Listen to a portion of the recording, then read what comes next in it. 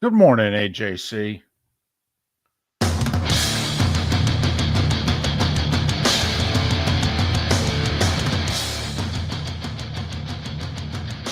You are listening to Miller and Moulton, exclusively on the Florida Sports Network. And now here's Mark Miller and David Moulton. Top of the morning to you as we get over the hump together. Okay, so you didn't win.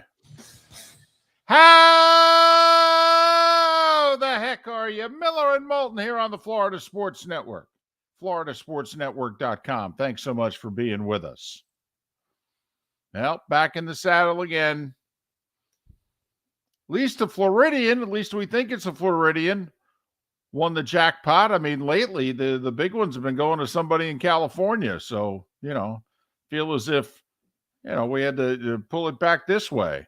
But Neptune Beach Publix is apparently where the winning ticket was purchased for $1.55 billion. Well, that's the end of that. Back to work. Yep. That dream was fun for a couple of weeks. Yeah, it was. I admit I had the fever. I just raced out, text the wife at like 5 o'clock yesterday. Hey, do we have tickets? She goes, well, I bought 2. Didn't you buy some? I go, no, I think that was for the last drawing. She goes, no, I think it was for this one. No, I got to go get more.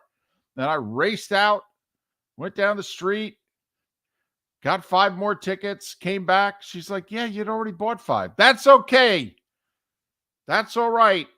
These are the winners right here.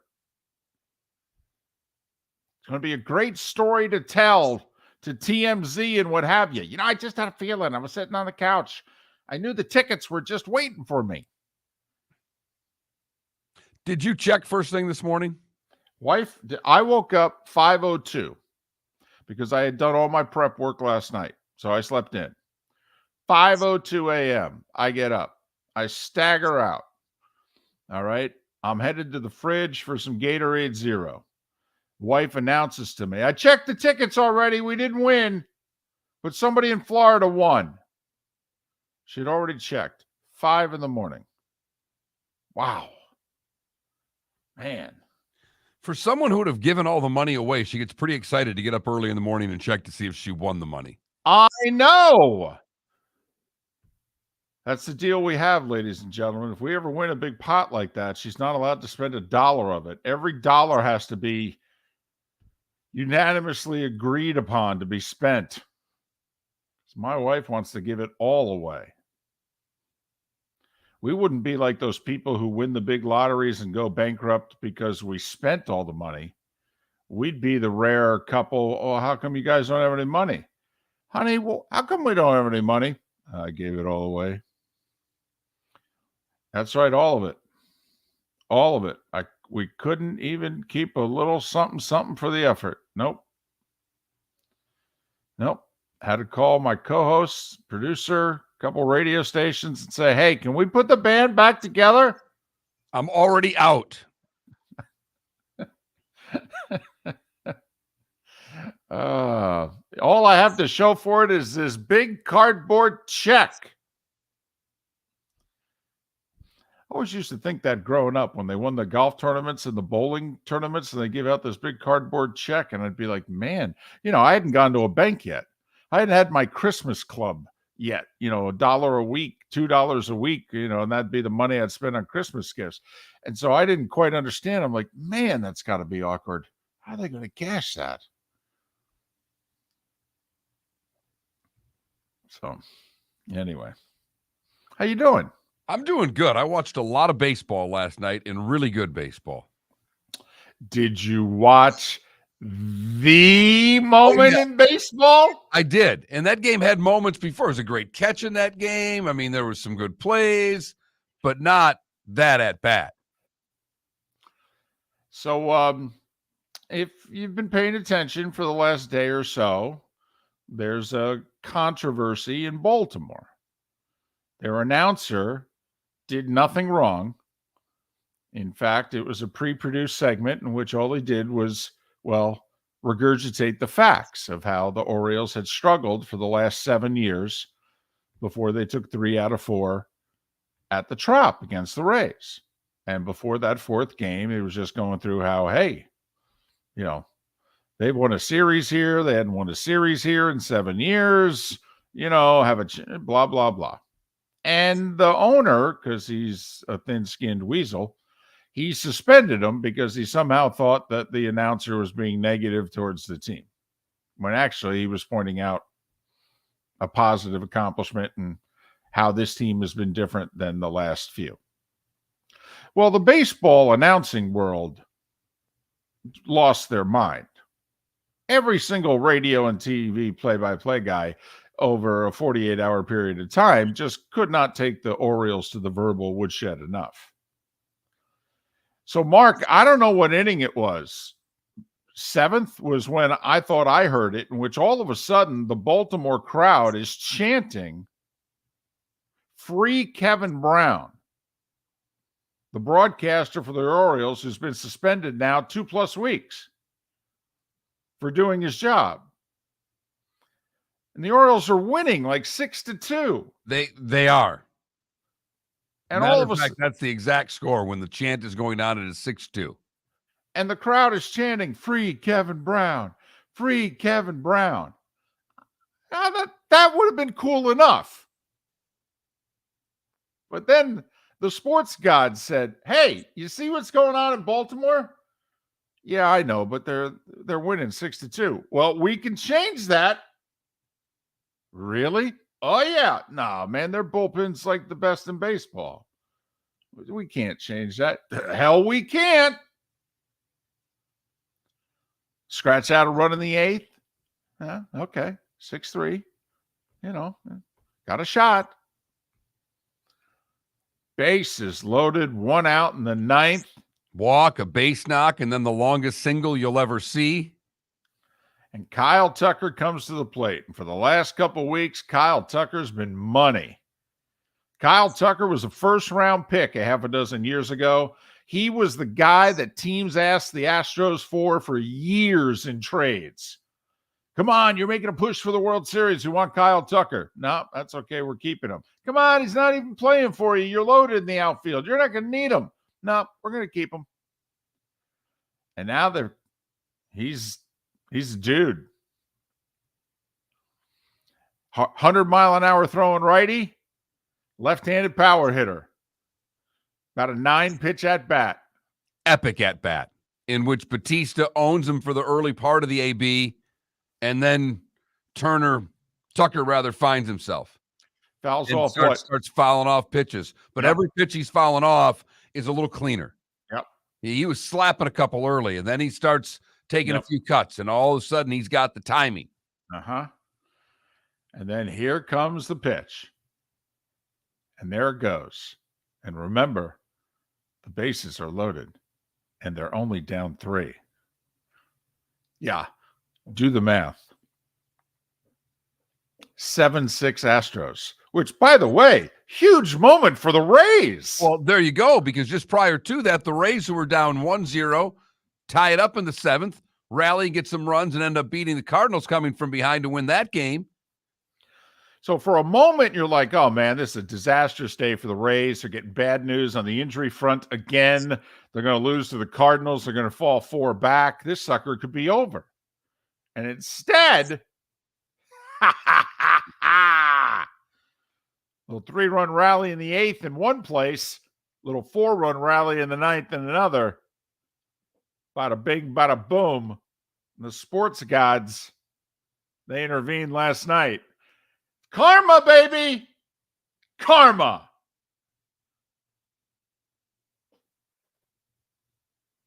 Was a fun little 20, 30 minutes of watching baseball, if you know what I mean. Yeah. Damn right. Got me fired up. I was like, I may tired. I'll get up early. I'll do my prep work. And then that gave me a jolt of energy. I'm like, I'm ready to go. Yeah. So the sports gods intervened last night. And goodness knows the Rays could use the break. They made one for themselves. Houston helped them out. Bada bing, bada boom. There you go. Free Kevin Brown. Who knew that that it would be an announcer that would galvanize all of baseball here in August? Orioles have the second best record in baseball. This is their best moment in 7 years. And the owner's such an idiot that people are now rooting against them. Their own fans are chanting against them. Goodness sakes. Golly. Apparently he's coming back Friday. Right. When they go on the They're not going to let them do the home set against Houston, but they'll let them go on the road against Seattle. Right. Like David Sampson said, it's going to be the most listened to Orioles broadcast the whole season. Well, not really, because the game's going to be 10-10 at night. That's the only. I don't know. I'll tell you what. I think they'll stay up. If you're an Orioles fan, you're going to watch the Open. Yeah. That's for sure. At least that. If you're Ben McDonald, his analyst, how do you handle this? Hey, good to see you. Thanks. Nice being here. So the Orioles are good this year. Very good. Right. They've always been good too, right? I was going to say, if a guy strikes out, that's where Ben McDonald goes, can you say he struck out? Got to be careful. Yeah, I know. Got to be careful if you're Ben, because he could be suspended right behind him. You got to think you have carte blanche for the rest of the year if you're working on the Orioles broadcast. I'd like to think everyone's got a mulligan. I'd like to think. But anyway, so that was a nice little moment last night. That encompassed everything. Little sports, little drama, a pennant race. Oh, yeah. And then off the field stuff. Come on. Tell me you don't believe in the sports gods after that. Come on now. Well, I've always believed in the sports gods. But you and I are just, I don't think we're in the majority.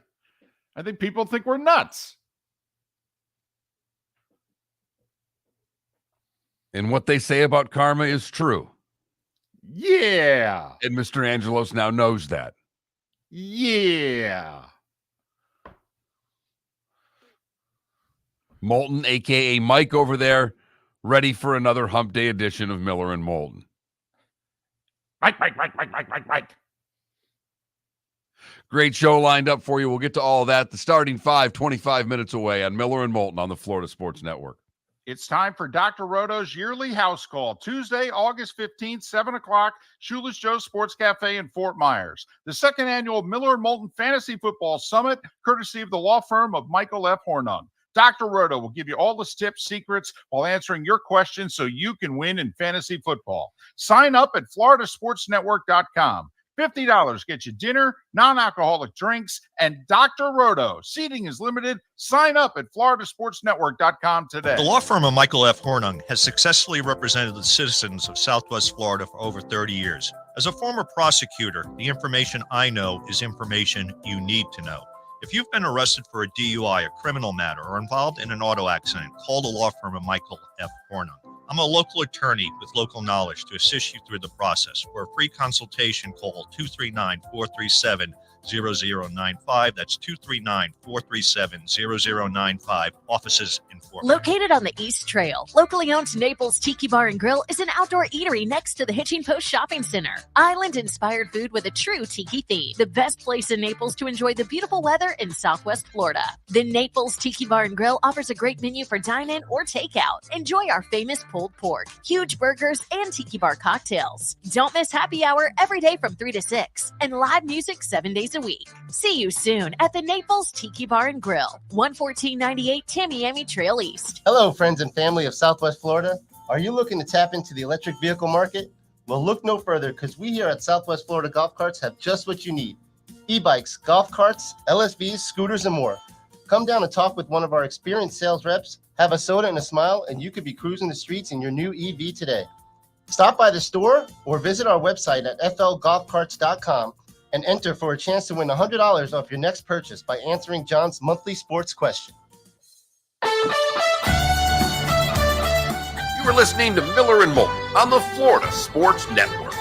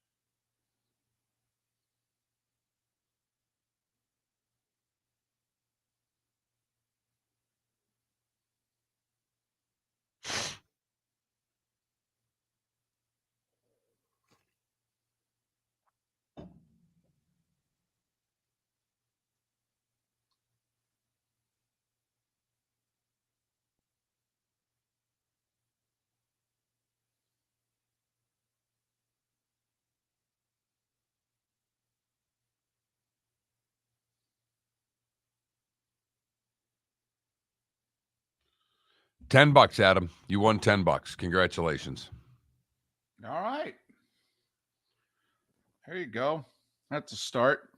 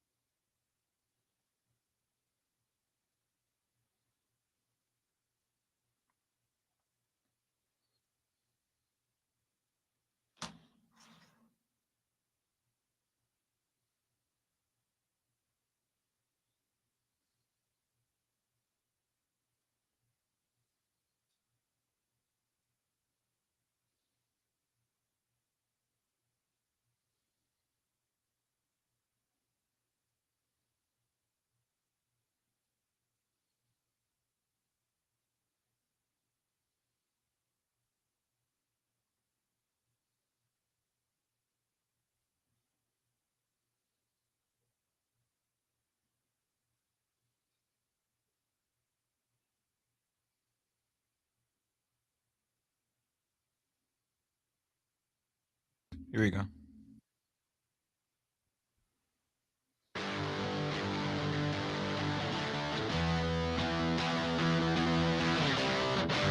You're listening to Miller and Moulton, only on the Florida Sports Network.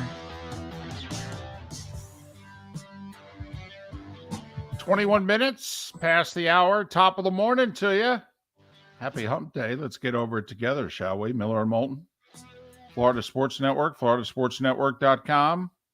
Time is running out for you to sign up for our Fantasy Football Summit. It's next Tuesday night, the 15th. It's in Fort Myers. Shula Show Sports Cafe at the Crown Plaza, Bell Tower Shops, floridasportsnetwork.com. Go sign up. Dinner and Dr. Roto.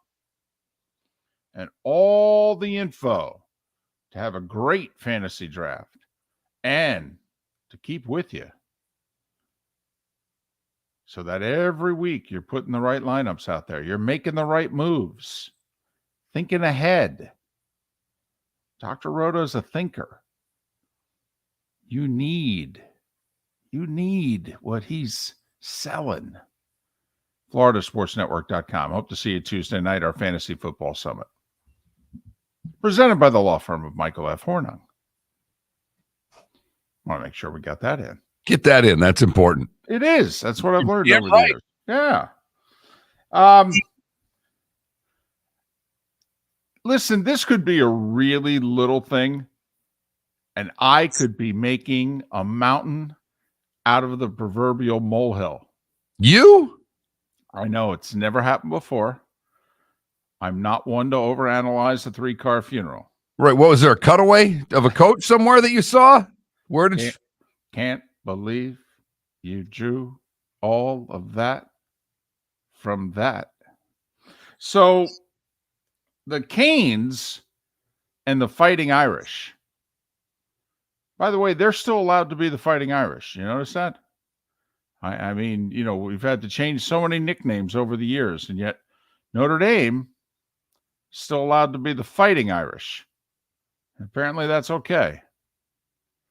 Just thought I'd point that out. So Miami and Notre Dame are scheduled to play a home and home in football. It was supposed to start next year. It's being pushed back a year. Coincidence? Or is it possible that maybe they'll both be in the same conference, and so the home and home would get scuttled if they started it next year?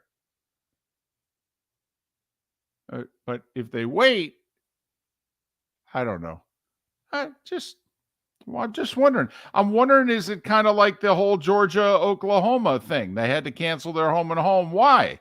Well, because one school was joining the other in their conference. So, and only one game was going to be a conference game. The other was going to be a non-conference game. So it didn't work. Exactly. And so now, is it possible that that's the same situation with Miami and Notre Dame? No? I don't know. Wondering.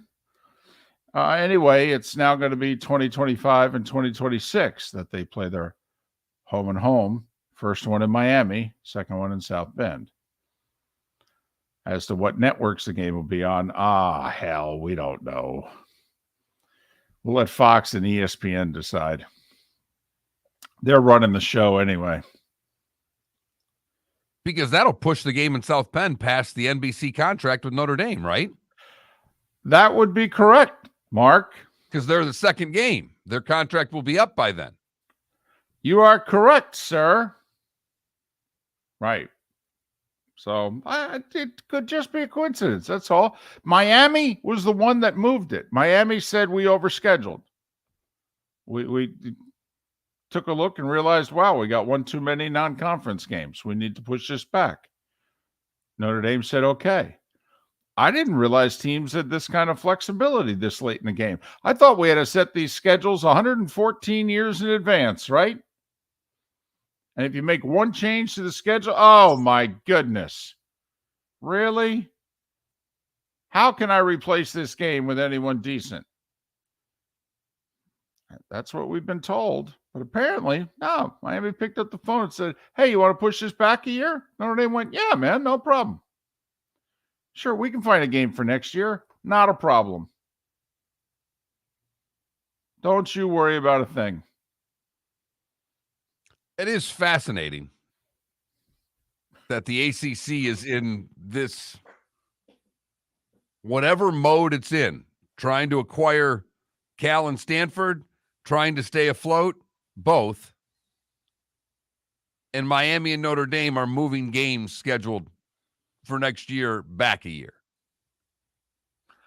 SMU, by the way, wants in the ACC so badly. There was a report out last night. They're willing to do it for free. Like, no, you don't even have to pay us for a while. We're good. Just take us. Which is interesting because if they leave now, their exit fee doubles. Correct. The $10 million exit fee of the AAC would be $20 million if they leave within a 27-month period. Right. Uh-huh. Which is funny because apparently Oregon State and Washington State are seriously considering joining the AAC. And SMU has reportedly said to the ACC, no, man, you don't even have to pay us for a few years. Don't worry about it. We're good. So apparently the deadline, if Florida State and Clemson or anybody else is really serious about blowing up the ACC, apparently their deadline is our fantasy football summit. They have to announce by next Tuesday. Have to announce we're out of here by Tuesday the 15th. And then this would be their last year in the conference. They could battle it out over the money in court. So if this is going to happen in Tallahassee and parts of South Carolina and anywhere else, it's got to happen quickly. Because they got to get it done by Tuesday the 15th. So you and I have the bet. I think it's happening. And you're like, come on, it's not happening now.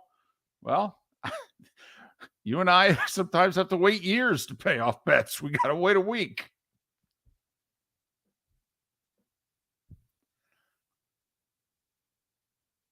If they do pull this off by Tuesday, it will be a remarkable job of several university presidents being able to keep their mouths shut.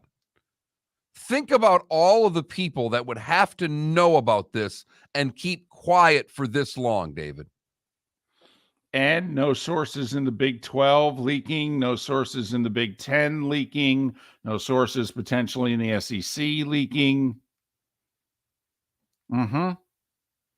There are so many moving parts to this and so many people that would have to keep quiet. It seems impossible to me for that to happen in this day and age. But Oklahoma and Texas moved from the Big 12 to the SEC and no one saw it coming. No. So impossible is what happens a lot in terms of college athletics and teams moving conferences. No one saw USC and UCLA. So I get it, David, but that was 2 and that was 2. Chuck Woolery back in 2 and 2. But this is 8. It just seems much more difficult to keep this many people quiet. I agree. Although the PGA Tour and LIV were able to keep it quiet from everybody. John Rahm said he had 2 minutes heads up. Speaking, quick sidebar. Did you see the funniest damn thing he said yesterday? He was asked about changes to the PGA Tour. He goes, they don't listen to me. They're like, what do you mean? He goes, I have asked them for years. Can we have a porta potty on every hole? That's it. It's the only change I want to the damn tour. I'd love to make more money, but I want a porta potty on every hole. Why? Because sometimes, I don't know where the next one is. And so it affects my game. Laugh out loud funny. It's not like it's your Saturday morning game when you can just go use a tree. Right. Miller and Moulton. Starting 5 is next, right here on the Florida Sports Network. Located on the East Trail, locally owned Naples Tiki Bar and Grill is an outdoor eatery next to the Hitching Post Shopping Center. Island-inspired food with a true tiki theme. The best place in Naples to enjoy the beautiful weather in Southwest Florida. The Naples Tiki Bar and Grill offers a great menu for dine-in or takeout. Enjoy our famous pulled pork, huge burgers, and tiki bar cocktails. Don't miss happy hour every day from 3 to 6 and live music 7 days a week. See you soon at the Naples Tiki Bar and Grill, 11498 Tamiami Trail East. Hello, friends and family of Southwest Florida. Are you looking to tap into the electric vehicle market? Well, look no further because we here at Southwest Florida Golf Carts have just what you need. E-bikes, golf carts, LSVs, scooters, and more. Come down and talk with one of our experienced sales reps, have a soda and a smile, and you could be cruising the streets in your new EV today. Stop by the store or visit our website at flgolfcarts.com and enter for a chance to win $100 off your next purchase by answering John's monthly sports question. Ladies and gentlemen, once again. Yeah. Hi. Excuse me. Hey, the line starts back here. Ma'am, if your party's not here, you're gonna have to go around again. If you had the opportunity to avoid all this, wouldn't you? Salt Live is the official transportation provider of the Miller and Moulton Morning Show, making your trip to and from the airport seamless and stress-free. Salt Live is supported with the help of local partners like the Bayfront Inn. Gather your family and friends and enjoy a leisurely day on the water with a pontoon or deck boat. If you prefer to explore the waterways without a motor, the Bayfront has canoes, standboards, and kayaks. At the end of your journey, enjoy lunch or dinner at the Bamboo Tropical Bar and Grill. The Bayfront Inn, something for everyone on 5th Avenue in downtown Naples. BayfrontInNaples.com. When you need a ride, book with Salt Live Transportation, 308-8686, or book on saltlivetransportation.com.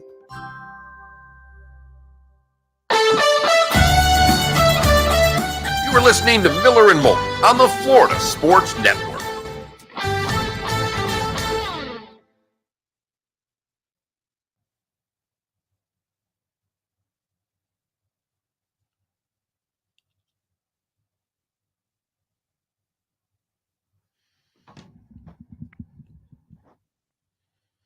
Diamondbacks got it back to 500, David. Unreal.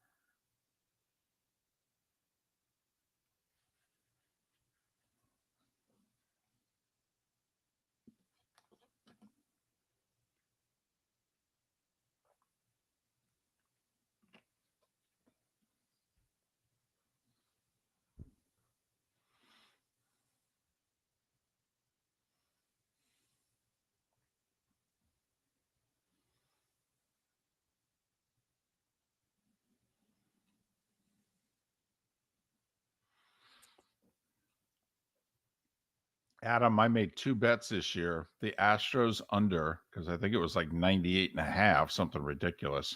And Diamondbacks over 74.5.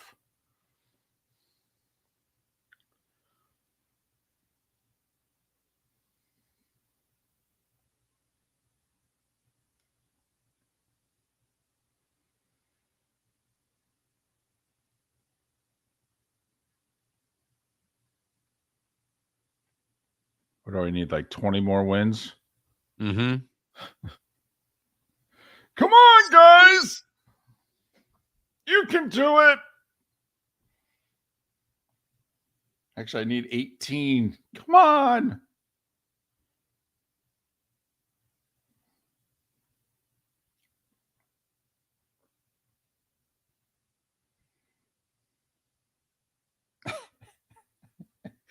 Mark, only in the National League could you have a 7-game losing streak, have fallen from 12 games above 500 down to 500 and only be 2 out of the playoffs.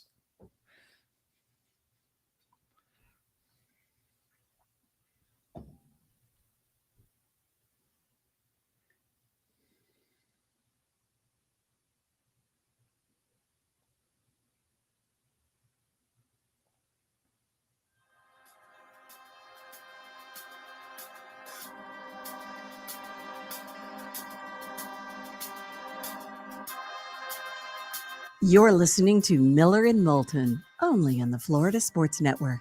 And now, here's Mark Miller and David Moulton. 22 minutes before the hour. Nice show lined up for you. We'll talk a little Rays in an hour with Kevin Weiss. We'll talk a little Tampa Bay Bucs. Catch up with Roy Cummings. And 2 hours from now, our weekly chat with our buddy Seth Everett. Man, there's a lot going on off the field in the sports media world. Some of it we'll get to coming up in The Starting Five. 5 stories you need to know. It's the Starting Five on Miller and Moulton. Here's number 1. I know I should start with baseball, but we're starting with college football. Why? Well, because the magic numbers are 17, 22, and 29, and you're all foaming at the mouth. That's why. The ACC is kicking the tires on Stanford and Cal.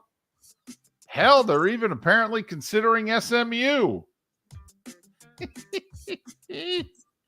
That's with Florida State and Clemson's deadline to leave being next Tuesday, the 15th. That's if they want this to be their last year. Greg Sankey chimed in on the whole realignment thing.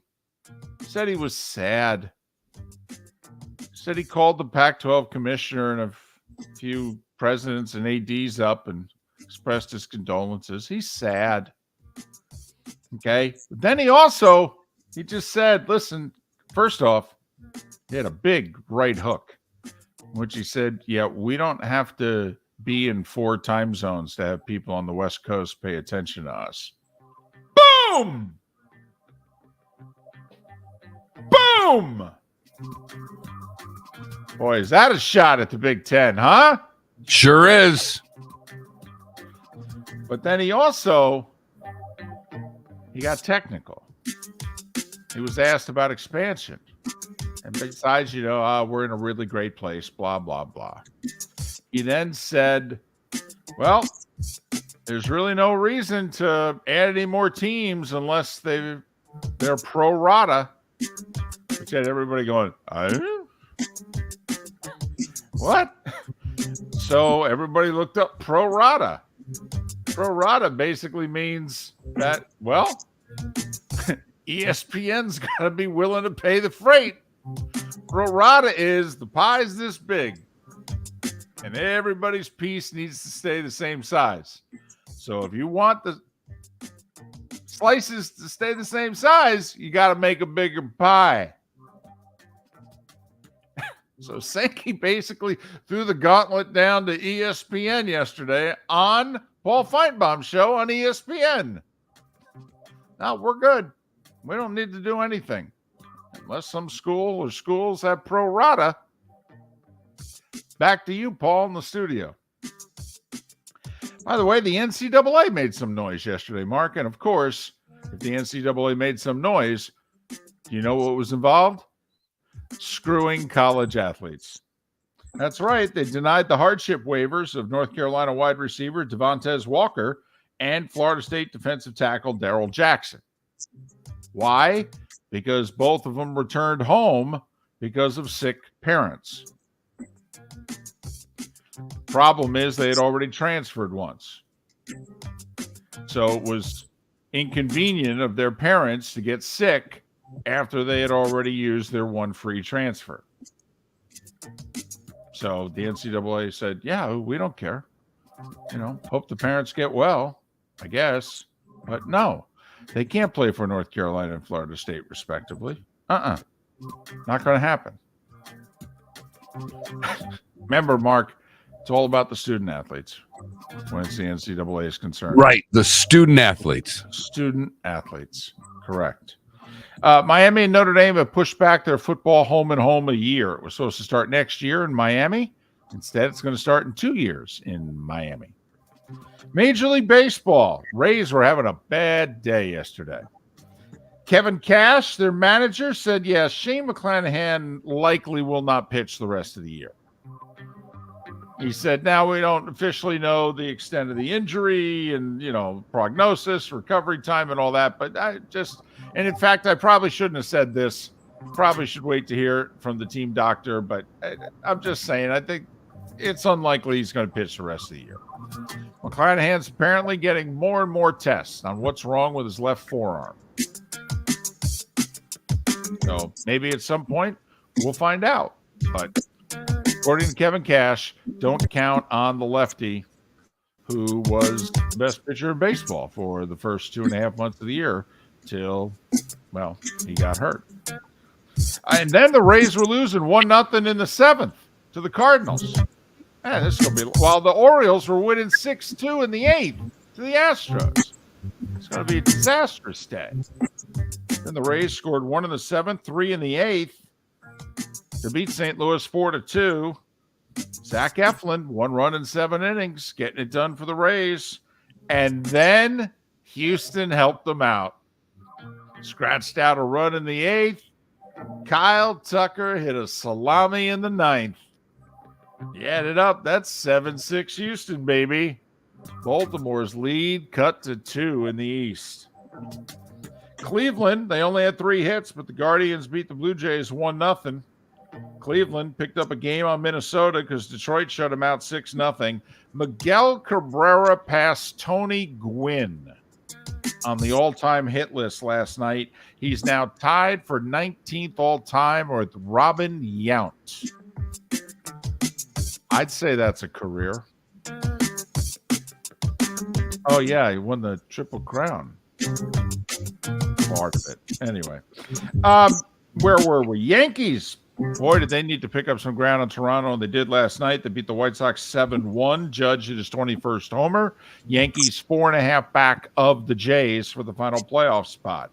Red Sox need to gain ground. They didn't last night. They lost to KC 9-3. Royals hit 3 homers. Boston 5 back of Toronto for that elusive 6 seed. Don't look now, Mark. Seattle is hot. They've won 6 in a row.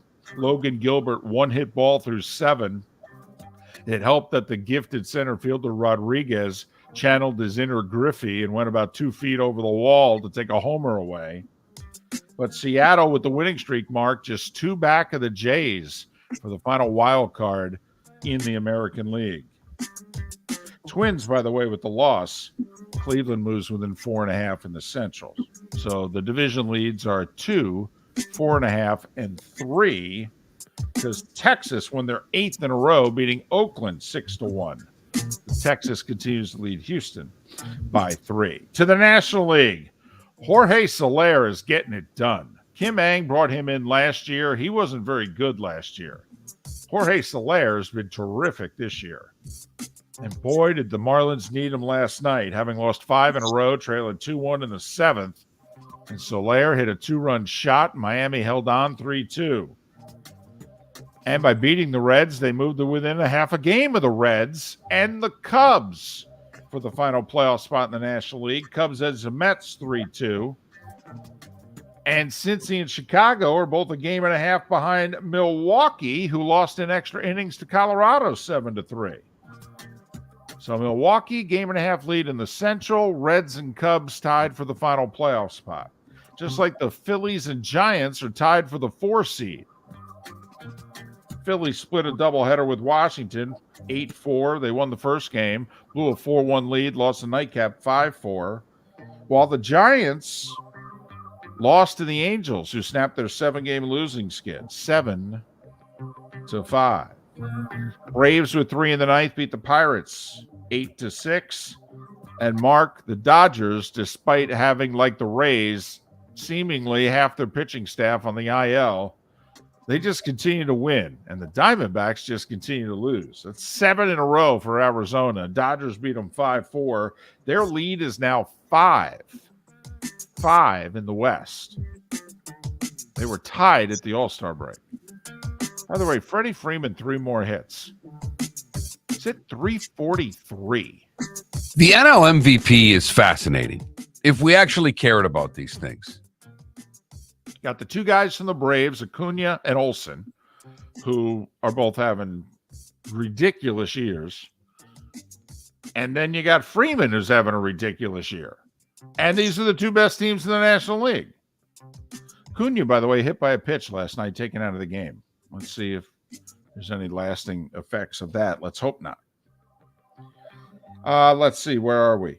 Did you hear the ESPN Barstool news yesterday? I think it could have been placed higher in your order.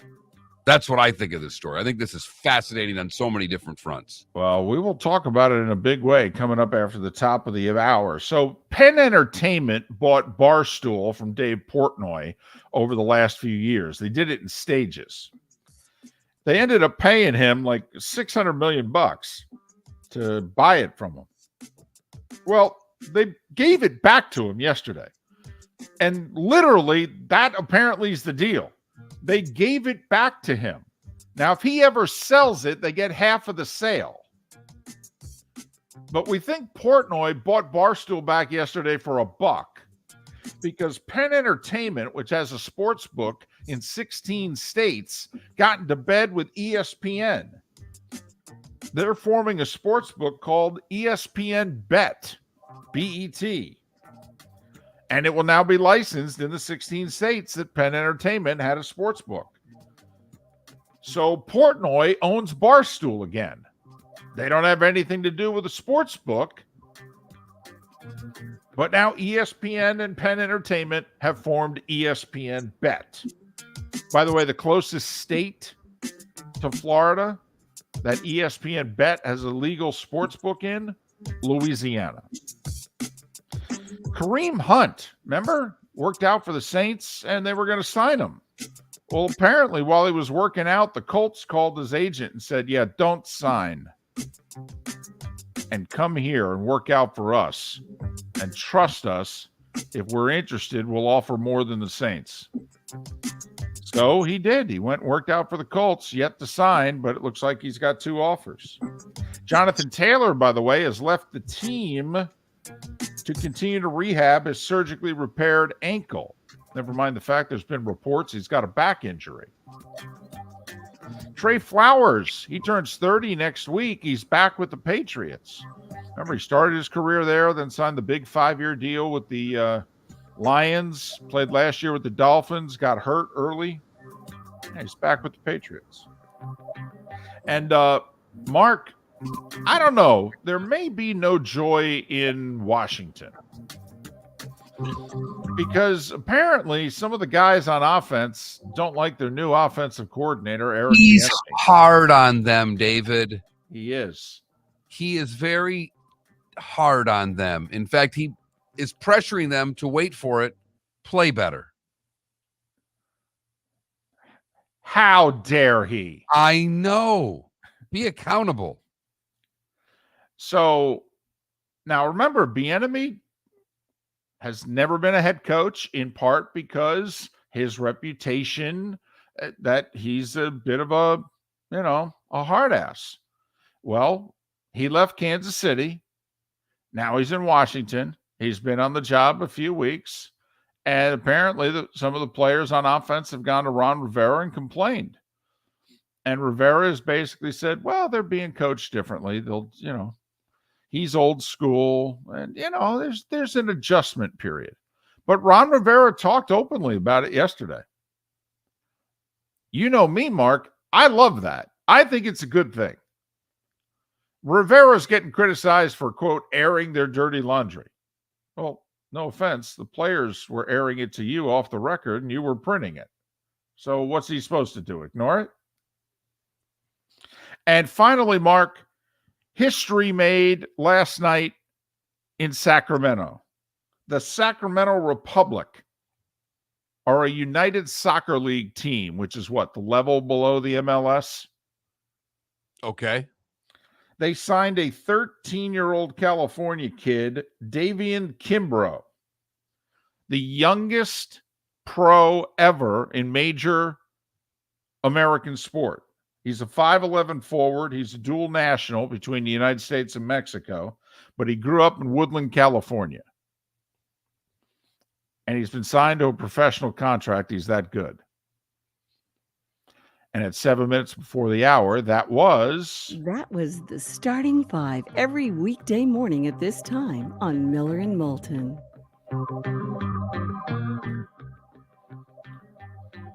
Man, what was your first job? Cleaning clubs at a golf course, bag room. Off the books, cash, or? No. Actually got a paycheck. Oh, okay. Probably about 12, 13 years old, something like that. I caddied at 14. It was off the books. It was all cash. I caddied at 14. But 13 years old, he's a pro soccer player. Huh. Where are they going to take him for meals after the game? Chuck E. Cheese?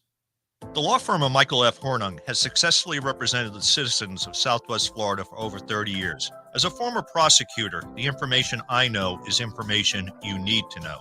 If you've been arrested for a DUI, a criminal matter, or involved in an auto accident, call the law firm of Michael F. Hornung.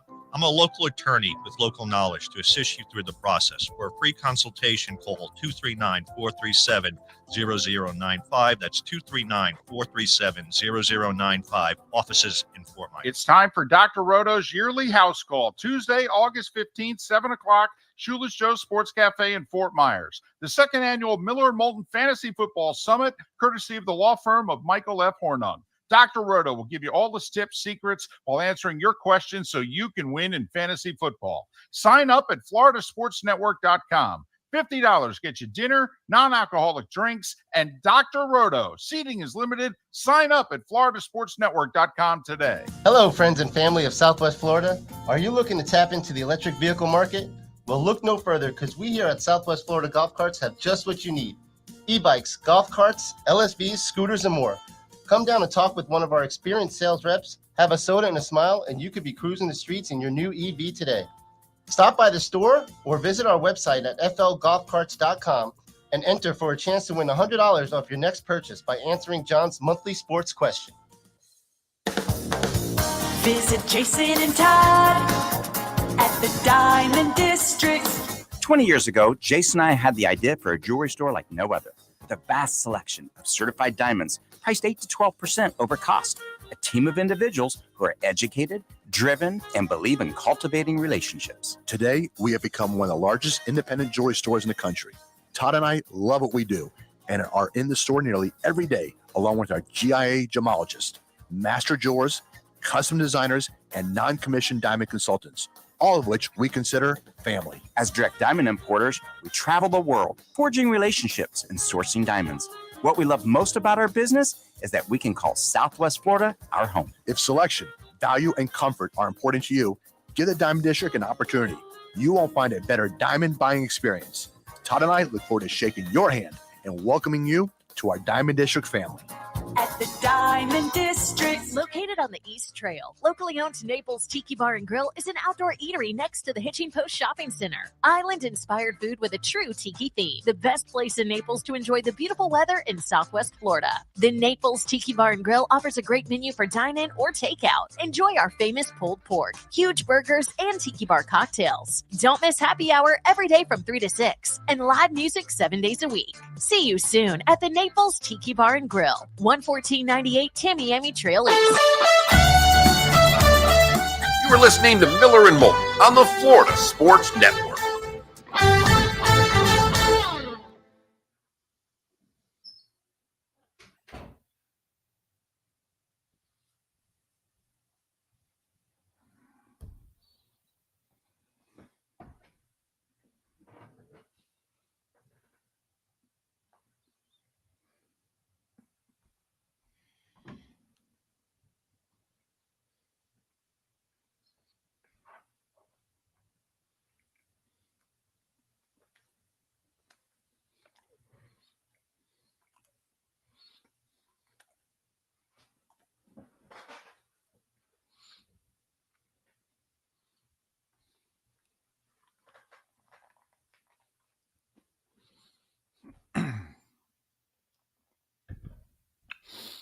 So, in reacting to Paul and KW in the chat room here, speaking about shows that I've never watched.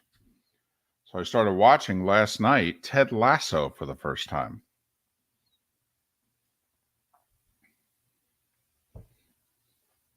Three episodes in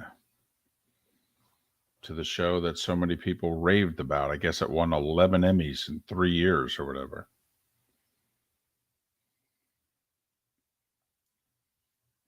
And it's quirky, but I like it. You could, I think, kind of see where it's going. So, you know, I'm curious if they're going to detour off the storyline.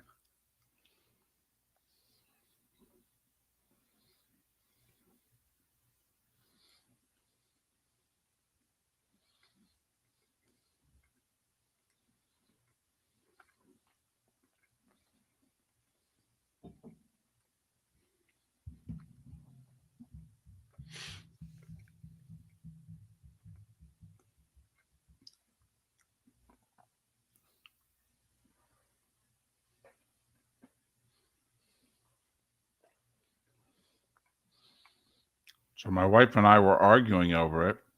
She said, he's a bad dude. I can't watch this. I go, what are you talking about? She left him. She left him for Harry Styles.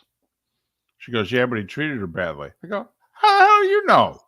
Who left who for Harry Styles? Jason Sudeikis and Olivia Wilde were together for years. And she left them. They've had like multiple kids together, I think. And she left them for Harry Styles. Damn. And then he left her after like a year. Because they did a movie together.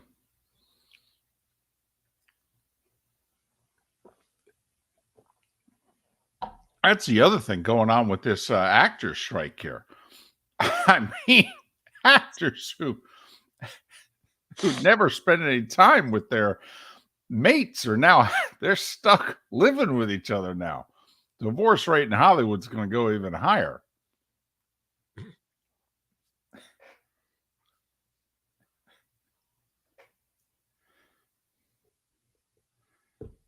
This would be like PGA Tour golfers being unable to get out of the house. This would be like canceling a baseball season. You know, like the pandemic. Right.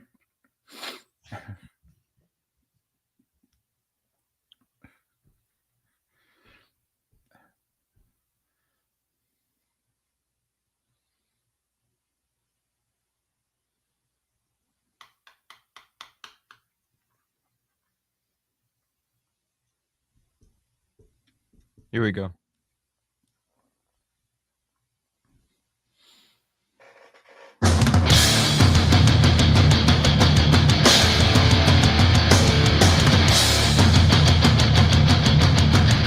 You are listening to Miller and Moulton, exclusively on the Florida Sports Network. And now here's Mark Miller and David Moulton. Hour number 2 of Miller and Moulton on this hump day. Thanks for getting over it together with us here on the Florida Sports Network, floridasportsnetwork.com. Go to floridasportsnetwork.com, sign up our Fantasy Football Summit. We want to sell it out. It's Tuesday night, the 15th in Fort Myers, floridasportsnetwork.com. It's presented by the law firm Michael F. Hornung. It's dinner, Dr. Roto. You'll have a great fantasy draft. You'll have a great fantasy season. We get it started Tuesday night, the 15th, floridasportsnetwork.com. Dinner, Dr. Roto. Sign up today. So this ESPN Penn National story, you wanted me to make it not the third biggest story. You think it's arguably the biggest story of yesterday. It's a big story. A I guy agree. got $500 million for a company, has lived the high life since getting the $500 million, and then was given the company back and not having to pay anything. Here you go. You mentioned $1, not $1, $0. I just figured that technically for the transaction, there would have to be $1 involved. No, there's a lot involved. There is a lot involved. The biggest part is that Barstool cannot take any advertising from any other gaming companies. So they're non-compete in this. You know, the revenue that comes from the DraftKings and DraftKings and all that is massive. They cannot do deals with any of them. Well, that'll hurt. But then again, if you're given if A, we pay you $500 million for the company, then B, we give it to you back for free. I mean, he could turn around, sell it tomorrow. He pockets half the sale. But just in terms of traffic, because now ESPN Bet is the big thing that's coming out of this. Penn was working with Barstool. Now it is ESPN Bet. Will be launched shortly. Just from a traffic standpoint, ESPN gets 117 million unique visitors a month. Barstool Sports gets 8 million. Just to tell you how big the four-letter network still is. Well, that's only 15 times bigger, Mark. What are you trying to say? Apparently, though, Penn Entertainment here is like putting their company on the line here. This apparently the whole company's riding on this. After the investment they made to bought Barstool, and now to give it away, and the cost of going into bed with ESPN and what have you, apparently the whole company's riding on this. They're gambling, Mark. Imagine that. They're going into a betting service, and they're taking a big, wait for it, gamble. I saw a very funny tweet yesterday. Since ESPN is now going to be in the direct, sports book business. Somebody tweeted out and said, so if a Big Ten team beats an SEC team and ESPN concludes that the SEC team just really didn't want to be there, will they pay out the bet? Cute. It is cute. That's funny. That's funny. Anytime you can have an Outback Bowl joke. Okay, that's quality work right there. Speaking of bowl games and jokes, all of these Pac-12 bowl alliances are disappearing, obviously. Including my beloved Tony the Tiger's Sun Bowl. And word is out now that conferences may be playing bowl games against one another if the two teams did not play each other in the regular season. Because we just have to we just have to keep the bowl system alive. Something they will not let die. This is like that Alaska senator in the bridge to nowhere. Why are we keep funding this? Because I want to keep funding it. Yeah, it's a bridge to nowhere. I got a few people on the books I got to take care of. We can't keep wasting all this money. Yeah, actually we can. No, keep funding the bridge. Because people are going to be lined up to see Minnesota play Michigan State in a bowl game because they haven't played in 4 years in the Big Ten. Right. They both went 6-6. Right.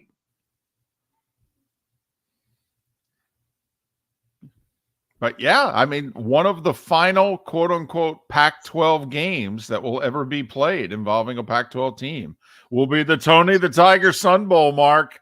It'll be an historic event. Of course, here's the funny thing. It's a Pac-12 ACC matchup. Is it possible? It would be awesome if we get Stanford or Cal in the game, and then they're going to the ACC. So Chip Kelly, did you hear what he said yesterday? I did not. I missed Chip.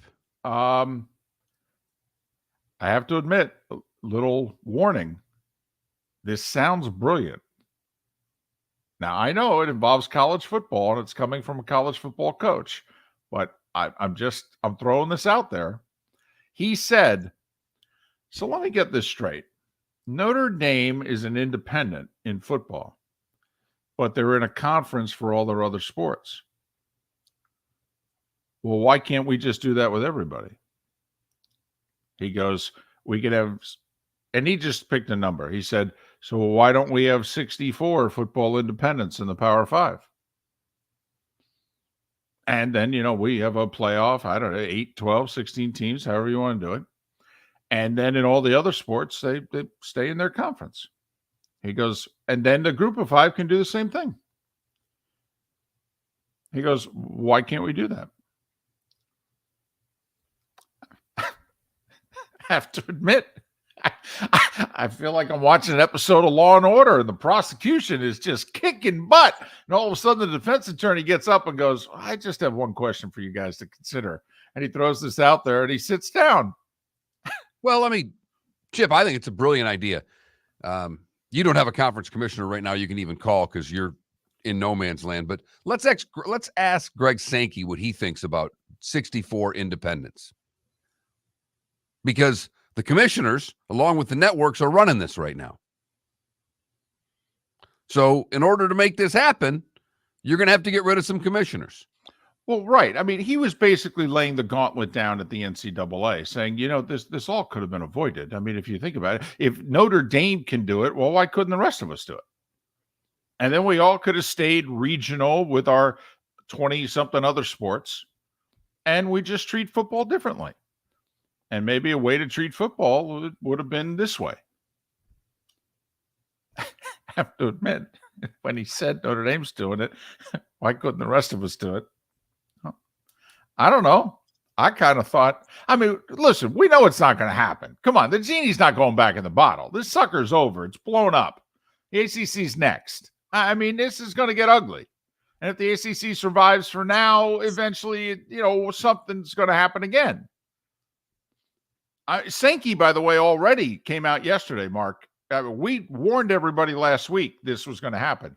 Sankey did come out yesterday in the Feinbaum interview and said, I think we may have to revisit how many automatic spots in the playoff for conference champions, considering there are seemingly less conferences.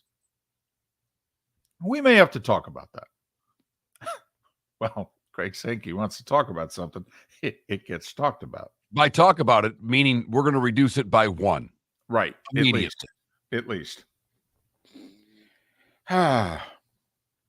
So your thoughts on this ESPN bet? Because there were a few people that also are like, so let me get this straight. One of the, if not the, leading voice in college sports is now going to be actively involved in, wait for it, gambling on college sports. I don't think there's going to be any problems here. I don't think there'll be any conflict of interest here.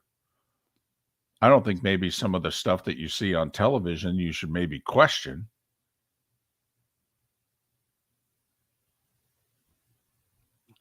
They are in the deep end now. Cannonball. There's no going back from this. ESPN bet. Right. Unless it goes under, because didn't Fox scrap they did Fox bet for a few years, and they just scrapped it, right? Now, for instance, in Illinois, Penn is like, it didn't work with Barstool.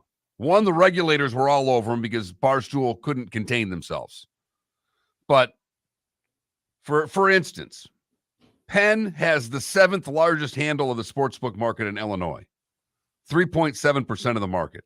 FanDuel is 43%, DraftKings is 31%.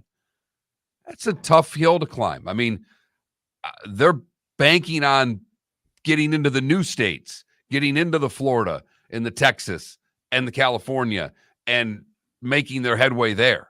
And also they're betting on the power of the 4-letter network. You know, being associated with Barstool is a nice niche, but being associated with ESPN is mainstream. I mean, this just in, kind of like in the last couple weeks when we go to break, there's usually a 30-second promo for the Fantasy Football Summit that we want everybody to go to Tuesday night. Well, I mean, don't you think we are going to see in damn near every commercial break from now until the end of time something having to do with ESPN Bet? Right. And are they going to still want to take money? You know, I mean, then that means FanDuel and DraftKings are pushed out of the ESPN world. Actually, I thought I read in the deal that ESPN can still take. They still can, but are you going to spend money to advertise your competitor? Well, once again, you may charge them more. Ford will have to pay $10,000 for this spot. You'll have to pay $20,000, and you know why. But I think you'll see that noon Big Ten kickoff be inundated with FanDuel and DraftKings. That's for certain, David. But it was a huge story. It is. And we'll see if something nefarious ever occurs because of it in terms of ESPN and the news part of ESPN and information. Will information be withheld? By the way, for those of you that were wondering, how is ESPN going to be able to afford Pat McAfee? You don't think they knew this was coming down the pike, right? Not to mention their rights fees for the NBA and everything else just got picked up by Penn. Miller and Moulton, thanks so much for listening right here on the Florida Sports Network. The law firm of Michael F. Hornung specializes in criminal defense, DUI, personal injury, nursing home claims, and auto accidents. I'm a former prosecutor with over 34 years of experience. The information I know is information you need to know. If you've been arrested for a DUI, time is of the essence to maintain your driving privileges. Call the law firm of Michael F. Hornung for a free consultation. At the law firm of Michael F. Hornung, we are committed to excellence in your representation. Being a local attorney with local knowledge is clutch to the success of your case. For over 30 years, we have successfully represented the citizens of Southwest Florida. For a free consultation, call 239-437-0095. That's 239-437-0095. Our offices are conveniently located in Fort Myers. Visit online at mfh-law.com. Hello, friends and family of Southwest Florida. Are you looking to tap into the electric vehicle market? Well, look no further, because we here at Southwest Florida Golf Carts have just what you need. E-bikes, golf carts, LSVs, scooters, and more.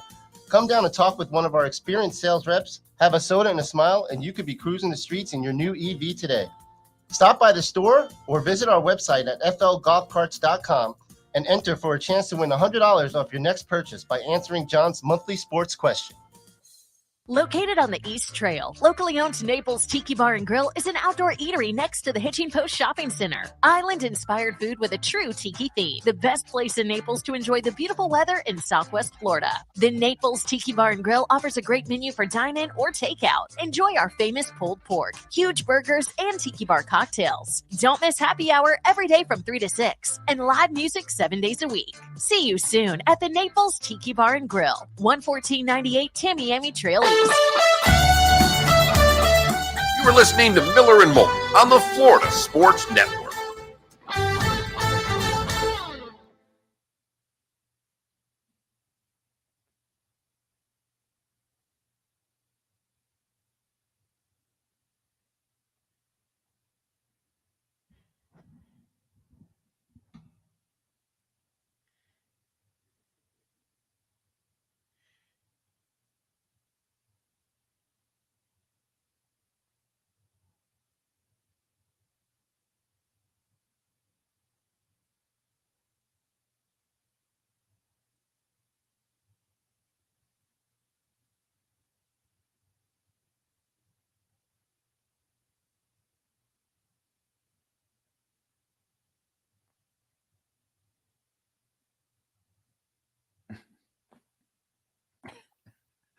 Somebody sent out a tweet with a picture of Kevin Brown's segment that got him suspended. It said Kevin Brown got suspended for this, and Angel Hernandez is still working after 15,630 missed calls.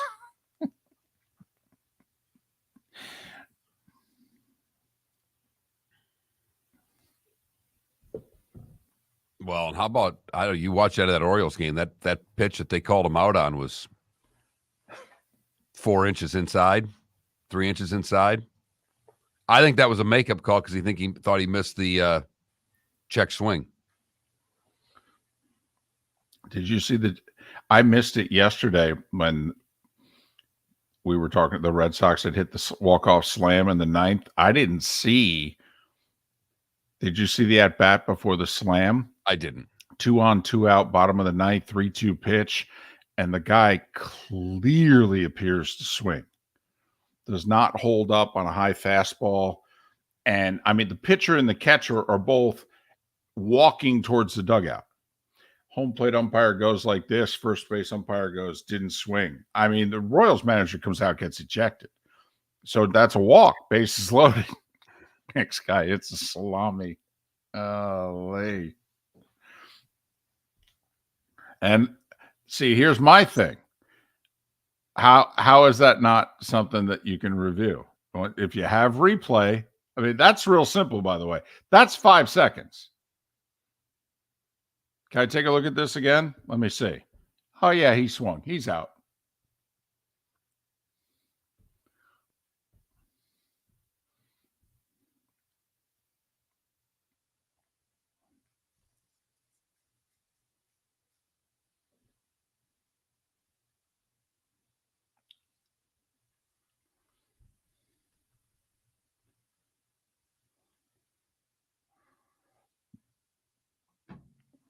KW, we had one of our legal guys on who said, I believe it's 45 days, that nothing could happen for 45 days. So the thought was next week is the earliest. It was either the 14th or the 15th that the Seminole Tribe could relaunch the sports betting app. They couldn't do it before next week. But they didn't know if they'd be able to get it up and running by the start of the football season. But there was a report last month that they started. Remember, who was the guest we had on? Was it Heitner? It was Heitner that they were hiring. Right. That they were already hiring people. Nah, he's still spending his time in Russia.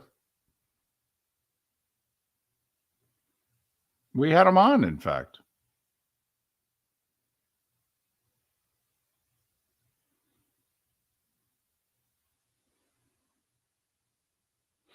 RCB is the commissioner of the SEC. That's how he has all that power.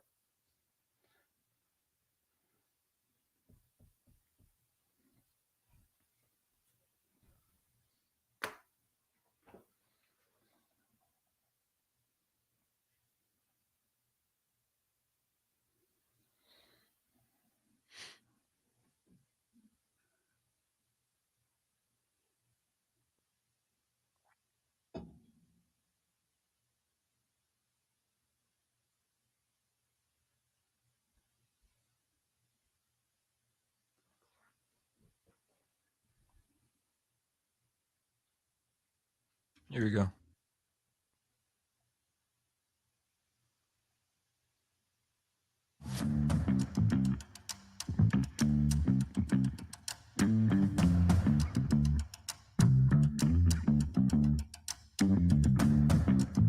You're listening to Miller and Moulton, only on the Florida Sports Network.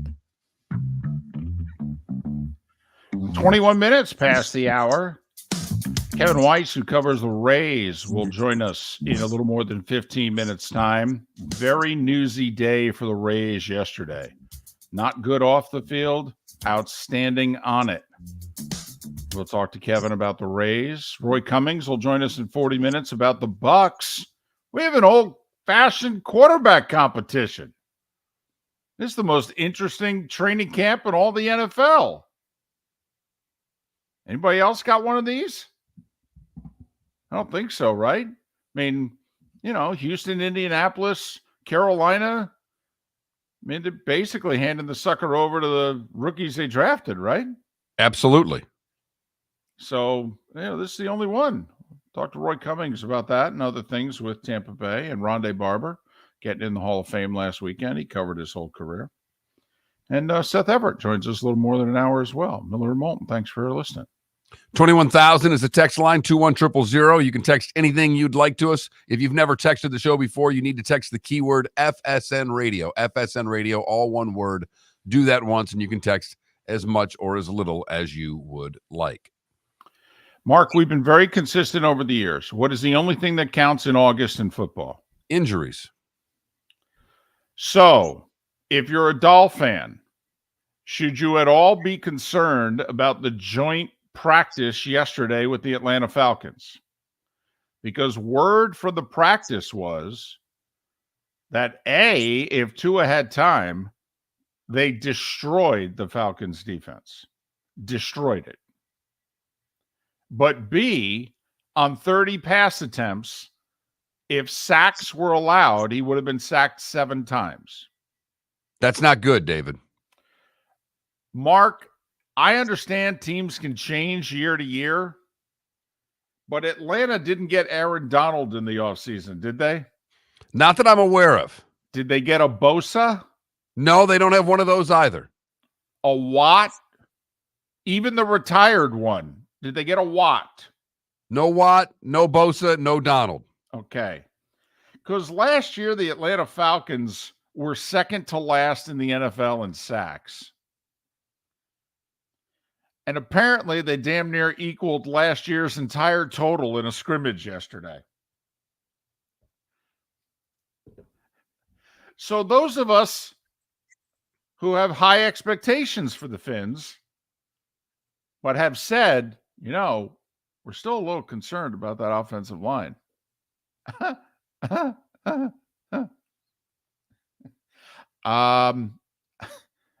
Apparently, we should be a lot concerned with that offensive line. We should be alarmed is what we should be, because the key to this whole season is keeping Tua upright. I mean, is it crazy to call the Cowboys and say, we'll take Zach Martin off your hands? It's not crazy. The Cowboys would be fools to trade him. I understand that. I totally agree. But he is a 32-year-old lineman with 2 years left on a contract, albeit probably a future Hall of Fame lineman, but that's okay. I'm just wondering, at what point, if you're all in, go all in. And I applaud that, David, but one, you're still 10 years ahead of the National Football League in terms of the ability to trade players. Because you'd be on the phone every day to Kansas City trying to get Jones. You'd be on the phone every day to Dallas trying to get Martin.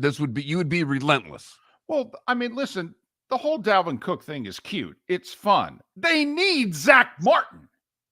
They need dudes up front to protect Tua. They can win the Super Bowl if they have an offensive line. They really can. Apparently, their defense is so good, Ogbah's listed with the second team. Remember when they were well coached with Flores, how good was the defense? Not well coached last year. Bad defense. Now, top defense coordinator in the league. Well, even if they were to trade for an upgrade at the offensive line, it's not like they have a lot of draft picks to use for said trade. Whatever. Listen, you're a Miami Heat fan. The Heat, you look at teams and the list of resources that they have to pull off a Damian Lillard trade. They're like 18th on the list. Okay? There are 20 teams with more resources than the Dolphins to acquire Zach Martin. I don't know what to tell you. Desperate times call for desperate measures. I'd give up a 2026 first rounder for Zach Martin. I really would. I would. And David, I applaud you. You've got to have a partner. And Jarrah ain't trading for 2026 draft picks because Jarrah doesn't know if he's going to be around in 2026. Jarrah, what do you need? Listen, I got a full running back room. You don't have anybody behind Pollard.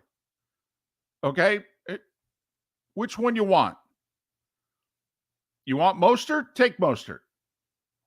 I'll give you Mostert for this year, and I'll give you a 2025. I'll even give you a 2025 first-round pick. Hell, I'll even give you something in next year's draft. I mean, listen, if you can't keep Tua upright, the season's toast. And if you keep them upright, quite frankly, you're a scary team. By the way, if I'm the Jets, it's the same thing at tackle, by the way. The three guys you're trying to block for Aaron Rodgers are not good enough. I mean, if you're all in, well, then be all in. I'm sorry. No, look at, I think the Dolphins, regardless of any changes made in the offensive line, we know they're a really scary team and they can score on damn near any play. But without the offensive line being average, their season can end on any play. Yeah. I mean, because there's still, David, between the Chiefs, between them and a couple other teams, you know, I think the Lions have a scary offense. I think the Miami Dolphins have a scary offense. I think Jacksonville, when it's all said and done, could have a scary offense. But Jacksonville and Miami are in the same boat. They have offensive lines that there are question marks with. Time now for our play of the day. Felipe, what do you have for us? Well, this whole Kevin Brown situation may have cursed the Orioles because last night they had a 6-3 lead in the top of the ninth as they were hosting the Astros. And the Astros stud right fielder Kyle Tucker at the plate with an opportunity. 2-2 again. And Tucker hits it in the air pretty deep to right field. That sends back McKenna at the wall looking up. See you later! Kyle Tucker gives the Astros a lead with a grand slam. 7-6, Houston. 100 miles per hour from Bautista. And more than that from Tucker to right field. And the Astros stun them. Orioles couldn't do anything in the bottom of the ninth. Astros squeak away a W, 7-6. And there is your play of the day. It does go to show you. He threw him, 6 consecutive 100-mile-an-hour fastballs? How good those guys are. Okay? That you just give them a little bit. They can time you. It just may take a little while. Barely got a piece. Got a piece. Getting more of a piece. Fouled straight back. And then take one. That's 4 inches outside. That to me, when you're at a 1-2 count or a 2-2 count, to be able to take a pitch that's going 102 miles an hour and know it's outside, come on. I feel like you're just guessing at that point. But they're so good they're not. That's hilarious karma, by the way, the fact that the Orioles lose in that fashion. After the fans are chanting free Kevin Brown, their announcer that has been suspended that will be reinstated on Friday when the team travels to Seattle. DC's trying to talk me off the ledge. Calm down. It's a scrimmage. Okay. They're running generic plays. I don't know what to tell you. Against a bad team with no pressure, they gave up 7 sacks. Great. Can't wait till the Falcons actually game plan for them. The law firm of Michael F. Hornung has successfully represented the citizens of Southwest Florida for over 30 years. As a former prosecutor, the information I know is information you need to know. If you've been arrested for a DUI, a criminal matter, or involved in an auto accident, call the law firm of Michael F. Hornung. I'm a local attorney with local knowledge to assist you through the process. For a free consultation, call 239-437-0095. That's 239-437-0095. Offices in Fort Myers. It's time for Dr. Roto's yearly house call. Tuesday, August 15th, 7 o'clock. Shoeless Joe's Sports Cafe in Fort Myers. The second annual Miller and Moulton Fantasy Football Summit, courtesy of the law firm of Michael F. Hornung. Dr. Roto will give you all the tips, secrets, while answering your questions so you can win in fantasy football. Sign up at floridasportsnetwork.com. $50 gets you dinner, non-alcoholic drinks, and Dr. Roto. Seating is limited. Sign up at floridasportsnetwork.com today. Visit Jason and Todd at the Diamond District. 20 years ago, Jason and I had the idea for a jewelry store like no other. With a vast selection of certified diamonds priced 8 to 12% over cost. A team of individuals who are educated, driven, and believe in cultivating relationships. Today, we have become one of the largest independent jewelry stores in the country. Todd and I love what we do and are in the store nearly every day, along with our GIA gemologists, master jewelers, custom designers, and non-commissioned diamond consultants, all of which we consider family. As direct diamond importers, we travel the world, forging relationships and sourcing diamonds. What we love most about our business is that we can call Southwest Florida our home. If selection, value, and comfort are important to you, give the Diamond District an opportunity. You won't find a better diamond buying experience. Todd and I look forward to shaking your hand and welcoming you to our Diamond District family. At the Diamond District. You're listening to Miller and Moulton on the Florida Sports Network.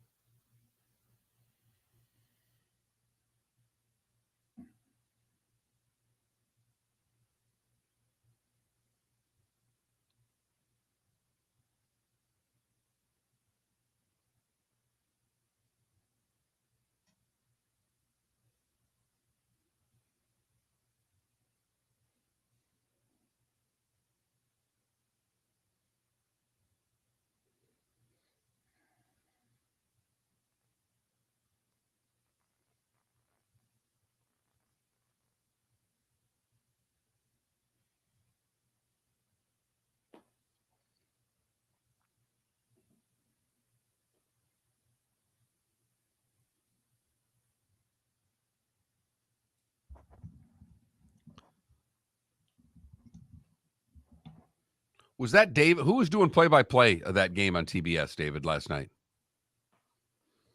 On TBS? Of the Orioles game. Don't know. Because he did not think that ball was out.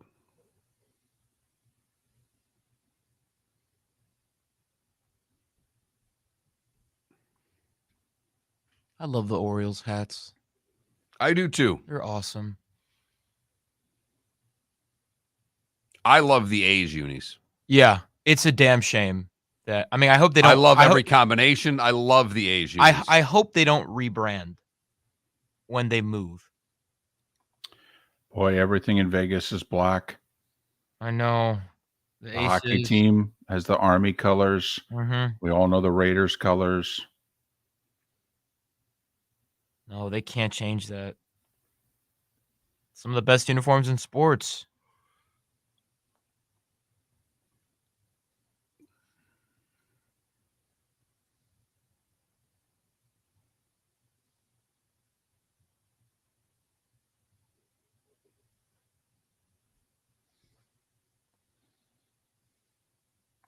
It was Brian Anderson.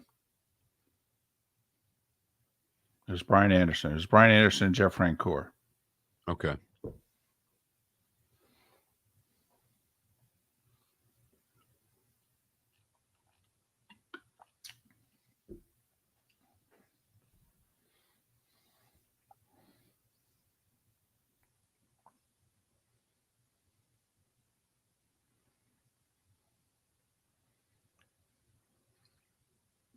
Well, that's the problem, RCB. It's not a very good offensive line to start with.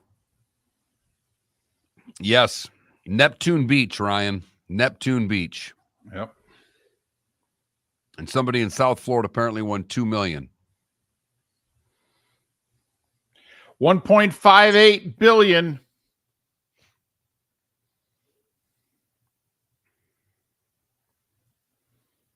I think after double dose of taxes. If they take the one lump sum, I think it's like $500 million. Because I guess the lump sum's like half, and then you get taxed a third, right? 33, 37%, something like that.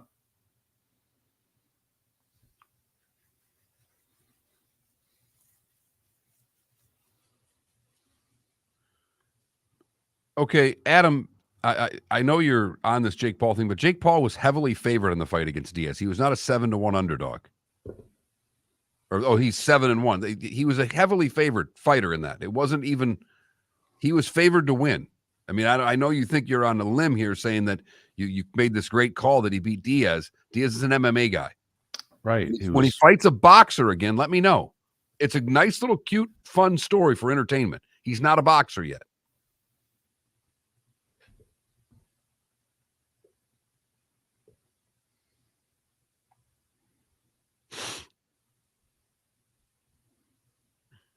He's a clout chaser. And he's doing an amazing job. We calling Kevin?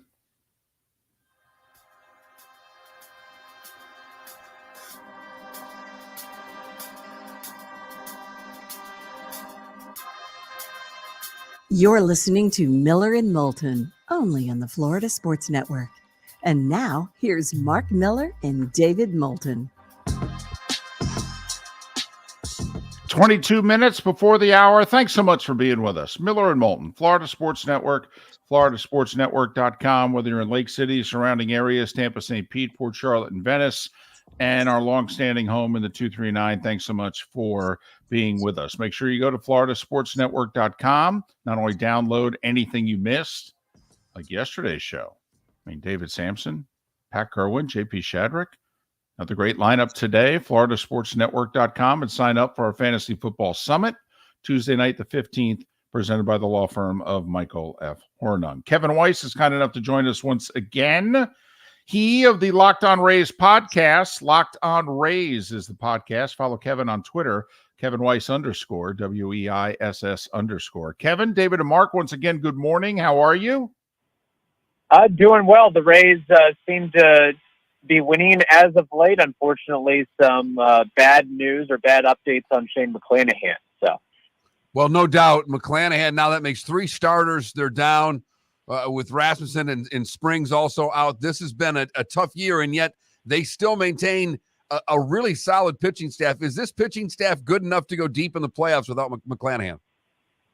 Yeah, I think that, you have the strong enough core of 1, 2, 3, assuming Tyler Glasnow, who's dealing with back issues himself, although that seems to be a relatively minor thing. I think the Rays projecting to start later on this weekend against the Cleveland Guardians. But I think between Glasnow, Eflin, Savali, if that 1, 2, 3 sticks during the course of the season and into the playoffs, I think that's good enough to get you through and to make moves. And you combine that with the defensive prowess and the offense starting to turn things around as of late. I think the last time we talked, there were questions or conversations about maybe the Rays need to go out and get a bat to elevate this offense. But we're starting to see Wander Franco turn it up and Brandon Loud turn it up and some other guys turn it up as well. So maybe that's a positive sign going forward. Now, if something happens to Savali or Eflin or Glasnow, then there's some major question marks because I don't know, as much as Taj Bradley is hyped and ballyhooed as a prospect and a flamethrower, I just have a little bit of reservation that a guy with that little experience can be thrown right into a playoff rotation and have success. But luckily, the Rays with that 1, 2, 3, I think they should be in good shape, and then they have some depth beyond that.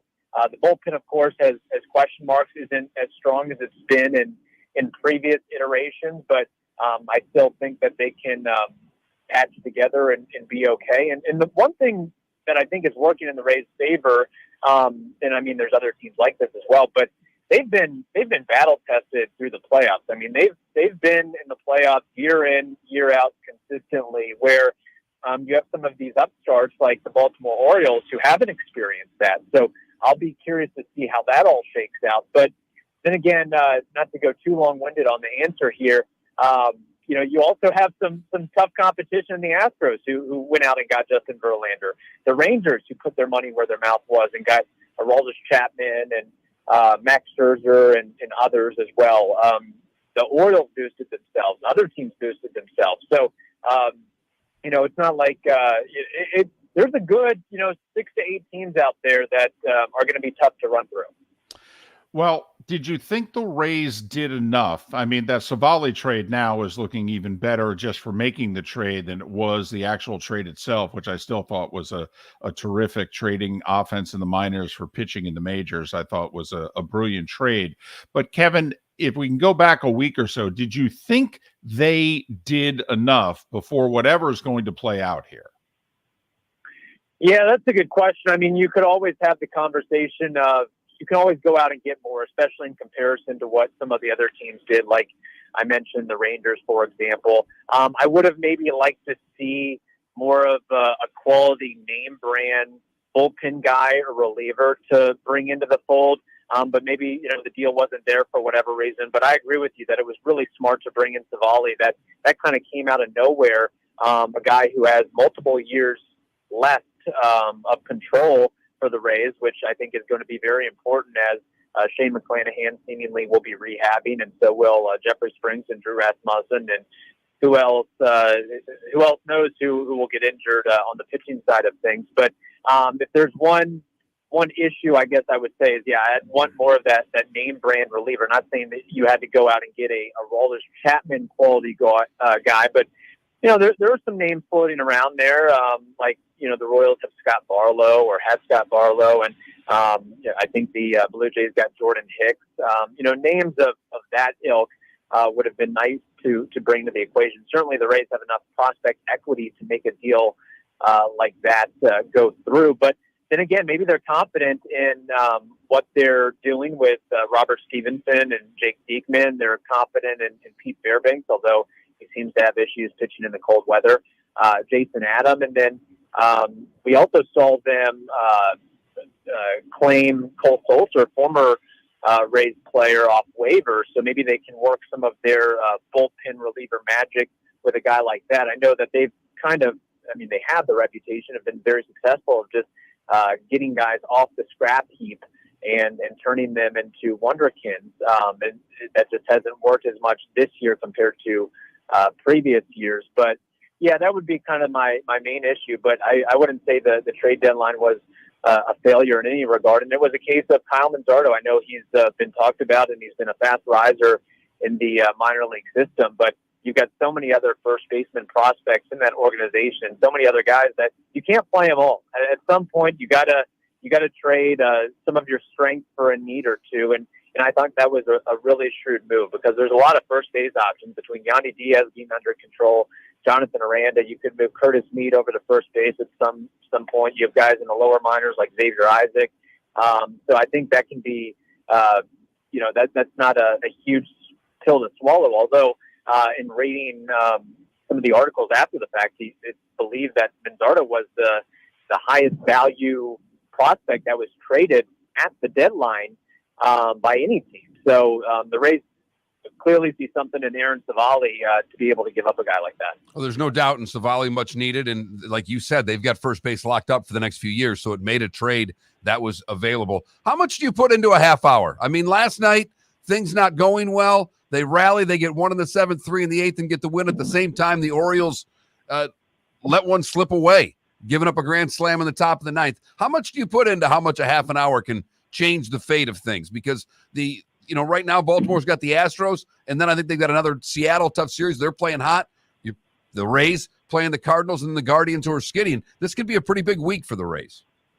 Oh, absolutely. Yeah, I think this is an opportunity for the Rays to maybe make some inroads in the division, and anything can happen from there. I think it was important to get the win and have some sort of momentum going there, especially with what was going on with the Orioles. And the same day you have the news or the update breakdown with Shane McClanahan, which I think the Rays organization is very strong and tight knit, and they're very well thought out. But it's hard to think or if you're a player in that clubhouse and you hear, you read Twitter or you check out the article from Tompkins saying that, he's unlikely to return in 2023 and may have to be out for an extended period in 2024. It's kind of a death punch in that regard. Like, man, that's just another blow. What else do we have to deal with there? So to be able to continue to play hard and get the win against the Cardinals, which, again, a team that you should be able to take advantage and beat up at home, a team that's 15 games under 500, despite having two Hall of Famers, future Hall of Famers likely on the roster, and Paul Goldschmidt and Nolan Arenado.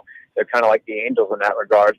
Can't win with a couple Hall of Famers on your present team, but you got to take advantage of the opponents that you're supposed to beat, and I think we're starting to see that as of late. I know you can't sweep every series, but winning series I think is very important down the stretch, and this is a good time to face a team like the Cardinals. These losing clubs that have sold so much at the trade deadline. I mean, they traded away 4, 5, 6 pitchers, highlighted by John Flaherty. So this is really the time to pounce on teams like that going into mid to late August and September. Kevin Weiss, the podcast is Locked On Rays. Locked On Rays. You can follow Kevin on Twitter at @KevinWeiss_. Kevin Weiss, WEISS_. Kevin, thanks for making time for us as always. Appreciate your analysis. Hopefully we can do this again right before Labor Day weekend. Yeah, likewise. Always appreciate it, guys. Thank you. Kevin Weiss, Locked On Rays is the podcast. Joining us once again here on Miller and Moulton. Well, Brandon Lau has come back and played well and has hit. The 2-month Arozarena slump seems to be ending. Even Franco seems to be snapping out of it a little bit. The bats are coming back somewhat. And now it's just a matter of, Mark, do they have enough pitching? And, you put 3 or 4 starting pitchers on the IL, 3 of them out for the year at some point. I mean, as an organization, I think you can only do so much. It's remarkable, the depth of this organization.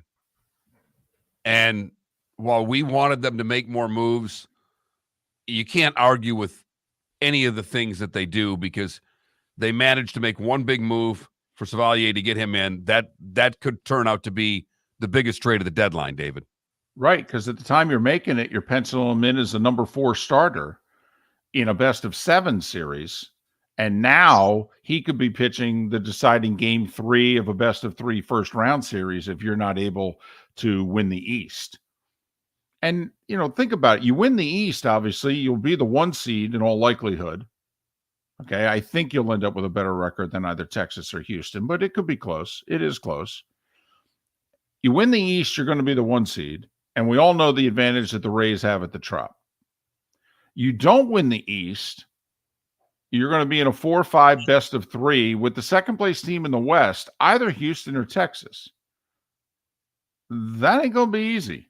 And their pitching matchups are going to match up just as well as yours. I mean, Eflin, Glasnow, Savali, that's good. That's nice. The Rangers or Astros, they're going to have their 3 guys lined up too. And those pitching matchups will all be pretty even at the beginning of the game. And you could certainly argue, especially in Texas's case, their lineup is better than yours, period. End of sentence. I mean, the only lineup it may not be better than is the Braves. And the Houston lineup is kind of a lot like the Rays. They got like 3 guys that carry it. So that's what the Rays are looking at here, chasing or not chasing down the Orioles. And Texas, with all of the moves they made, looked as if they were slipping a little bit. You got to give the Rangers credit. They went out and got after it, not just with Scherzer. They went and got the catcher. I mean, they picked up a lot of parts to make that team to make a good team already better. Goodness knows Bochy knows how to manage in the postseason. So AL playoffs are going to be fun. National League is going to be real simple. Can anybody beat the Braves? American League is going to be wide open. Wide open. Even the 6th seed, Toronto or Seattle right now. Toronto's the 6, Seattle's 2 back. Either one of those teams get in. Seattle's got the pitching. Remember, the Phillies were the 6th seed in the National League last year. Snuck in with 87 wins. They had a 2-1 lead in the World Series at one point. This is baseball. Anything can happen. It's a ways away, but the Rays finished with 4 at the Orioles, 3 at home with the Angels, and then their last 3 series, they've got 5 games with Toronto. Those games could be really big when it's all said and done for both the Rays and the Jays. So, but as Mark mentioned, a big half hour for the Rays last night. They're losing 1-0 in the 7th to the Cardinals. They tie it in the 7th, score 3 in the 8th, win 4-2. While the Orioles blow a 6-2 lead in the 8th and a 6-3 lead in the 9th, giving up a salami. And the Orioles bullpen hasn't blown much this year. Got a lot of young pitchers that have been in this pennant race before. Got a lot of starting pitchers who are at their innings limits, and the team's trying to figure out how they're going to get them to the finish line. Just saying, Baltimore, they haven't had a shaky moment yet in the season. Tough to go 162 and not have a shaky moment. When are they going to shake?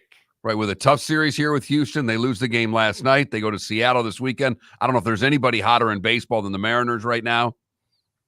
Texas in their own division. That's it. Man, they've won 8 in a row. Seattle 6 in a row. 2 hottest teams in the sport. So, some Rays talk there. Marlins with a big win last night. They're just a half a game out of the 6th seed in the National League.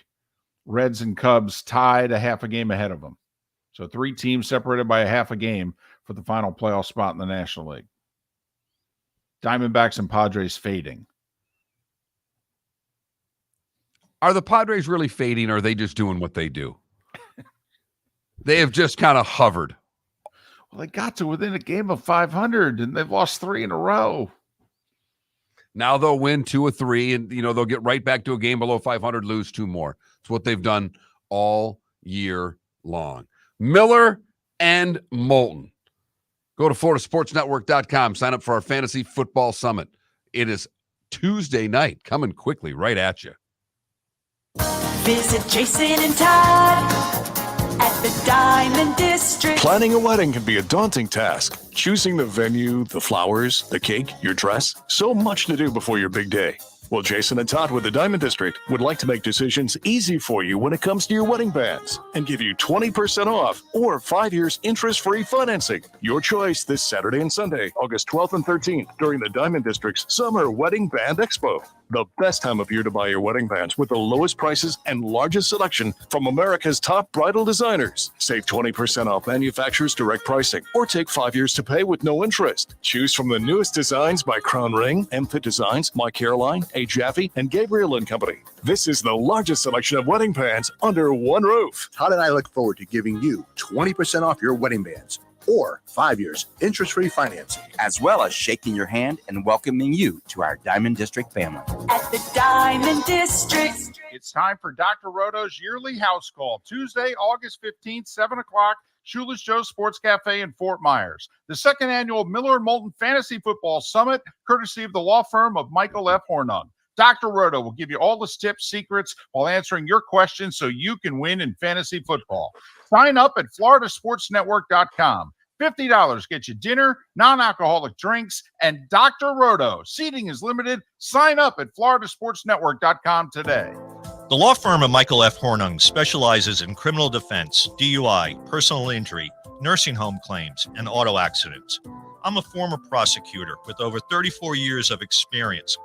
The information I know is information you need to know. If you've been arrested for a DUI, time is of the essence to maintain your driving privileges.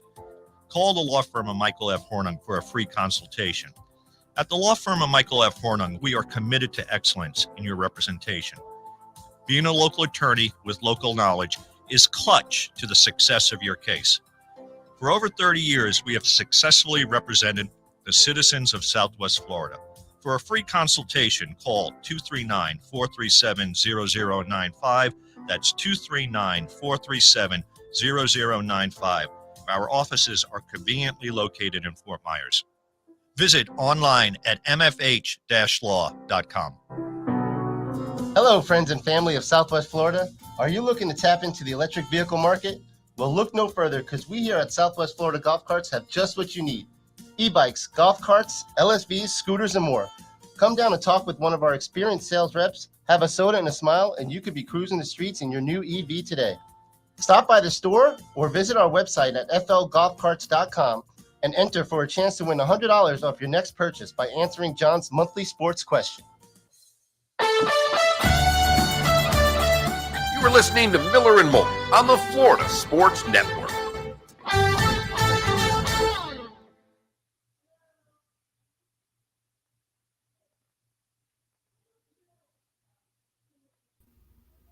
Howdy, Roy. Hey, how we doing? Doing great. How about yourself? I'm doing well, thanks. Have you been out at camp much? No, I haven't been out at all, unfortunately. But I'm following it very closely. I'm going to open up this window here to get a little light in. All right.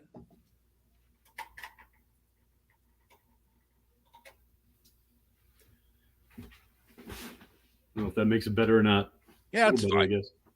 At home today. I am at home. I work from home now. Okay. Good which for is you. Great.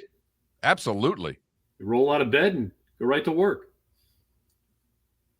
Do you guys work from home as well? David does. I do not. But literally the studio is maybe a mile from my house. That's perfect. My commute's 2 minutes in the morning. That's sweet. That's sweet.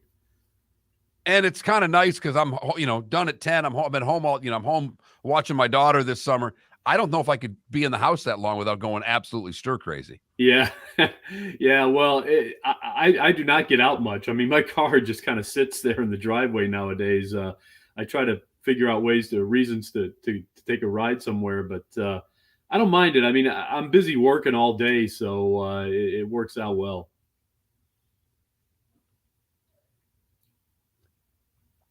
Yep. With my commute, I never thought about when I was doing sales and all. I never thought the opportunity of leasing a car was never even an option. I'm halfway through a lease. I'm not even a third of the way through the miles. It's like, there you go. Yeah, exactly. They'll owe you money. May have to buy it back. Might be worth more. Yeah, it would be worth it.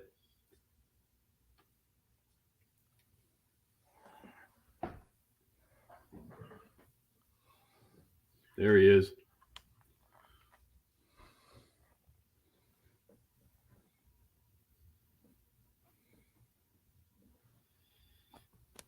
Hey, I love that T-shirt. Oh, yeah. Kraken. Yeah. Go Kraken. Great logo. Sure is. Fun team, too. They've done everything right. They really have. I know the first year wasn't as successful as they hoped it would be, but last year and going forward, I think they're going to be really good. Certainly fun to watch. Yes.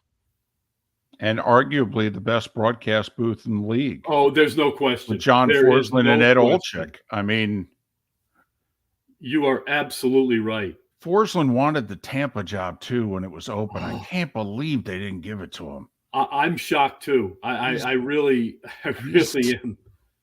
He is by far the best. Yes. We are in agreement on that.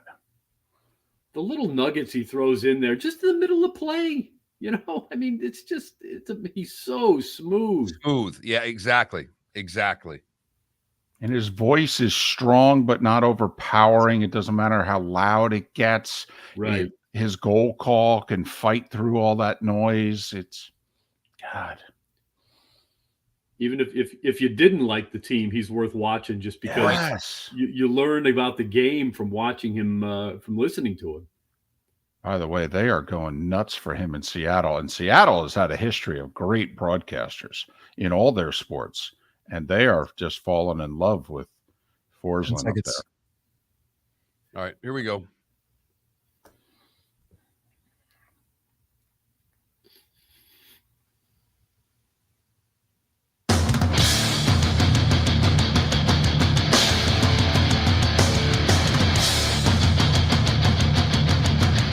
You are listening to Miller and Moulton, exclusively on the Florida Sports Network.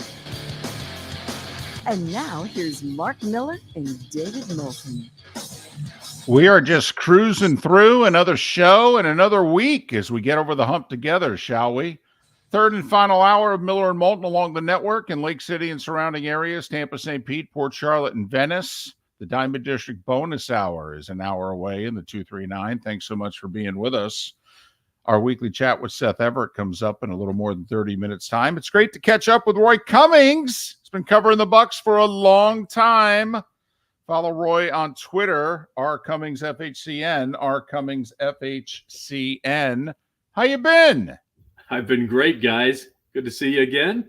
Hey, good to be a part of it again. When is the last time the Bucs had a true quarterback competition? We were trying to figure it out yesterday. Yeah, that's or we got to go back to like greasy Chris Sims time. Yeah, and maybe if you want to call it a competition, Jeff Garcia and Brett Favre, because they thought Favre was coming in. It's been a while, and it makes sense because most of the quarterbacks they've had, they've been established or they're a number one draft pick. So you know who the guy is, and really ever since John grew, well, really, I mean, before that, I mean, heck, Trent Dilfer. I mean, it's been a while. It's been a while. Maybe you have to go back to Sean King to find a real competition for the job. But they've got one now. There's no doubt. Well, who's winning the competition in your eyes? It seems that it changes daily. I mean, it was Baker's job, but a lot of people are saying Trask is outplaying Baker right now. Yeah, the good news is nobody's winning the job right now. This is going to be determined a lot through preseason. I mean, they're going to look at everything, obviously. Training camp workouts are going to matter. Practices once they get into games are going to start to matter. And seriously, the way they play in the exhibitions is going to matter a lot, and it should. They're going to have to weigh everything. Look, at the end of the day, I still think it's Baker Mayfield's job to lose, just because the Bucs need to win some games here. They're not bagging this season. Don't get that idea. I mean, some teams in their position would consider doing that. Just play for next year, try to get as good a draft pick as you can. The Bucs can't really do that. They've got too many veterans hanging around that were a part of that last Super Bowl team. They think they can be a playoff contender, and who knows? If Baker Mayfield plays well enough, and if everybody plays well enough, they could go a couple rounds into the playoffs if everything works out. I'm not predicting it, but it could happen. So I think Baker Mayfield's going to be the guy. Unless he just completely falls apart. But I don't think the leash will be long, but I think he's going to be the guy out of the box here. Okay, we agree with your sentiment that it's Baker's job to lose, but apparently the competition is very competitive. That has changed our thinking. Our thinking then is, because we thought Baker was just going to be clearly a level better than Trask. Apparently, so far, he has not been. Well, then we're of the belief then play the younger, cheaper guy. I mean, Baker's a veteran. If Baker has plateaued, if he can't clearly beat out Kyle Trask, then play Kyle Trask. Well, I think you're right about that. And again, I think that could happen, but I think it'll be 2-3 weeks into the season before it does. If Baker Mayfield is just playing ordinary football, if he's just being adequate, nothing special, that I think that's exactly what you'll see happen. Again, because what have you got to lose? If Trask can give you a bit of a spark, you'll go to him. The issue now is Kyle Trask looks good in training camp where he can't be touched. He has not thrown an interception. That's a big part of it.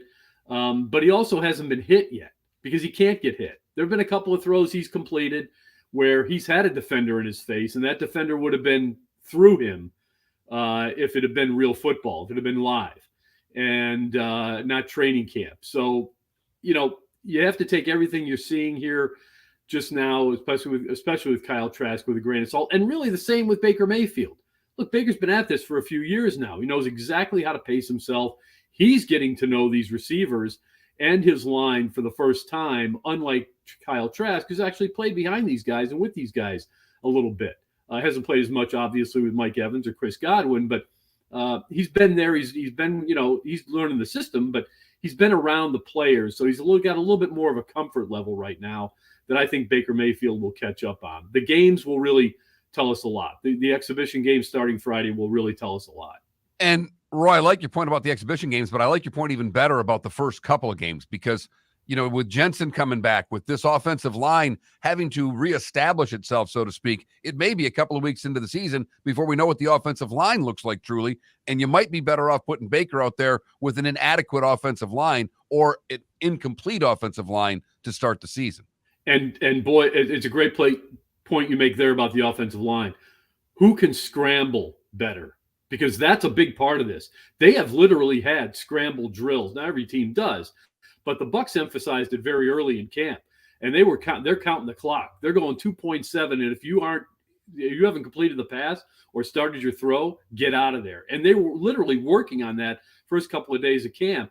And Baker's going to be a better scrambler than Kyle Trask. Trask is, he can do it, but I don't think he's going to be as effective as Baker Mayfield. So that's another reason why Baker Mayfield could get the nod here, probably will get the nod, is that right now he's just a little bit more in tune with knowing when to shut it down, that internal clock that a quarterback has to have. When that bell goes off, you have got to get out of that pocket and make something happen. Right now, Baker Mayfield's a little bit better at that.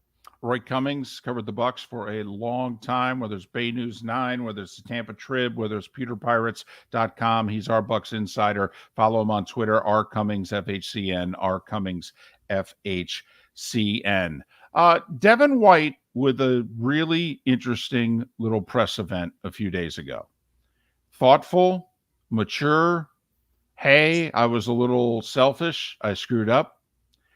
I really want to be the next Levante David, Derek Brooks around here. I want to be the guy. Said all the right things, had the right demeanor. Do you think the Bucs will let him? Because they got to pay. I mean, let's be honest. This is exactly where Roquan Smith was with the Bears last year. Yep. And the Bears in October sent him to the Ravens, and Baltimore paid him. So, what does your gut tell you in August? Devin White and the Bucs kissing and making up? Or is Devin White going to reestablish his trade value and be sent packing? I think there's been a bit of an intervention on the part of Devin White. You mentioned a couple of names, Levante David, Derek Brooks.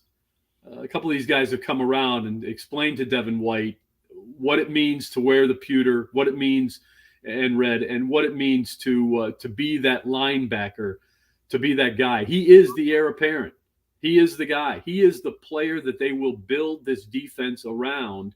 It's not one of the linemen right now because that guy isn't there. It's not Vita Vea. It's Devin White. He's the guy they're going to build it around. And if this team is going to be successful in the short term and in the long term, he's got to be a part of it. But he's just got to be patient. Not everybody, but most players in any sport, professional level, have to be patient at some point and have to realize my time will come. It may not be right now, but be patient. 6 months from now, a year from now, the team will be in a better position to give you what you want, and they will reward you for sticking with them and being a part of this. His money will come as long as he's healthy. He's taking a bit of a risk there, obviously. That's the biggest concern. But he's going to be a part of this. And there's been an intervention. Some people have gotten to him and said, hey, relax. You're going to be taken care of. We just can't do it right now. Here's a look at our salary cap situation. Which player on this team do you want to cut so that you can get your money now? Don't forget, you're getting paid right now too, and you'll get paid. It'll all come back to you in a form of a bonus. Don't worry about it. What's the strongest part of this team right now? I look at the receivers. Evans is a year older. We still don't know where Godwin is coming off. He wasn't great a year ago. What do you think is the best unit on this team, Roy? I still think it's the linebackers. I'll say the receivers are still there as long as Chris Godwin and Mike Evans are healthy. You've added a couple of pieces there. That's still as good as you can get. Another reason why I believe Baker Mayfield is going to be the quarterback, just because see what this guy can do with this kind of talent. He should be able to succeed. So to me, I think it's a bit of a battle. I even think the secondary is capable of being considered a strength. I won't say the running back group just yet because we need to see more out of Chase Edmonds and Keyshawn Vaughn. But Rachaad White, I think, can be a star in this league. I think there is strength there. But right now, I would say you could flip a coin, and it's between the wide receivers, the linebackers, and the secondary. And when I say the receivers, I think they've come back a little bit to the linebacking core and the secondary, because I would probably say those are the two strongest right now. He's Roy Cummings. He covers the Bucs. He's our Bucs insider. Bucs hosting the Steelers in the first preseason game. Baker gets the start in the first game. Trask gets the start in the second game. Roy, hopefully we can talk next week in between games 1 and 2 if that works for you. Let's do it. Works for me. Roy Cummings, follow him on Twitter, rcummingsfhcn, rcummingsfhcn. Roy Cummings, kind enough to join us once again here on Miller and Moulton. And Mark, I would have broken this team up. I would have torn it down. I would have traded Evans. I would have traded Levante David. I would have maybe even traded Vita Vea, who reportedly is just destroying every lineman in front of him, his team or others, so far. And I would have torn it down. I would have been in competition for the number 1 spot. There are 3 terrific quarterbacks expected in this draft, and I would have sold out this season to get, whether it's the kid from USC or the kid from North Carolina or whatever the question may be, Mark. I would have done it. I would have tanked. Yeah, they may still be able to do that if Kyle Trask plays. I don't know how good this team is. I understand. They're in a bad division, but if I were to say 6-11, well, hell, they were 8-9 last year. That was with Brady, and that was pulling out 4 wins in the fourth quarter. They only had 4 leads going to the fourth quarter last year. So I don't know how good this team is. They suffered a lot of injuries last year. You're expecting a lot of players to come back and be better. That is a dangerous task to try to pull off. If I had pitched that to you, I'm the assistant GM, you're the GM, would you have gone with it? I wouldn't have traded Vita Vea. Okay. The rest of it, I think I would have gone with Miller and Moulton. Seth Everett in 25 minutes right here on the Florida Sports Network. Located on the East Trail, locally owned Naples Tiki Bar and Grill is an outdoor eatery next to the Hitching Post Shopping Center. Island-inspired food with a true tiki theme. The best place in Naples to enjoy the beautiful weather in Southwest Florida. The Naples Tiki Bar and Grill offers a great menu for dine-in or takeout. Enjoy our famous pulled pork, huge burgers, and tiki bar cocktails. Don't miss happy hour every day from 3 to 6 and live music 7 days a week. See you soon at the Naples Tiki Bar and Grill, 11498 Tamiami Trail East. The law firm of Michael F. Hornung has successfully represented the citizens of Southwest Florida for over 30 years. As a former prosecutor, the information I know is information you need to know. If you've been arrested for a DUI, a criminal matter, or involved in an auto accident, call the law firm of Michael F. Hornung. I'm a local attorney with local knowledge to assist you through the process. For a free consultation, call 239-437-0095. That's 239-437-0095. Offices in Fort Worth. Visit Jason and Todd at the Diamond District. 20 years ago, Jason and I had the idea for a jewelry store like no other, with a vast selection of certified diamonds priced 8 to 12% over cost. A team of individuals who are educated, driven, and believe in cultivating relationships. Today, we have become one of the largest independent jewelry stores in the country. Todd and I love what we do and are in the store nearly every day, along with our GIA gemologists, master jewelers, custom designers, and non-commissioned diamond consultants, all of which we consider family. As direct diamond importers, we travel the world, forging relationships and sourcing diamonds. What we love most about our business is that we can call Southwest Florida our home. If selection, value, and comfort are important to you, give the Diamond District an opportunity. You won't find a better diamond buying experience. Todd and I look forward to shaking your hand and welcoming you to our Diamond District family. At the Diamond District. You were listening to Miller and Moulton on the Florida Sports Network.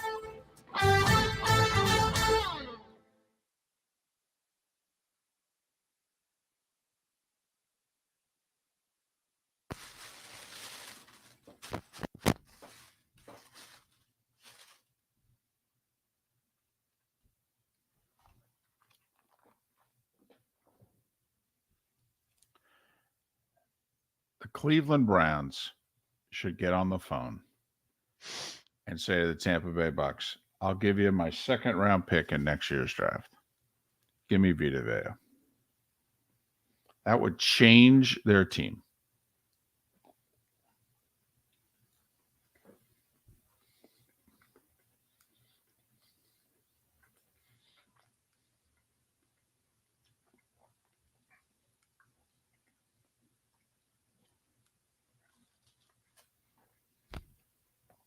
RCB, I think Tampa Bay, I think Buffalo, I think they've all missed on the defensive linemen.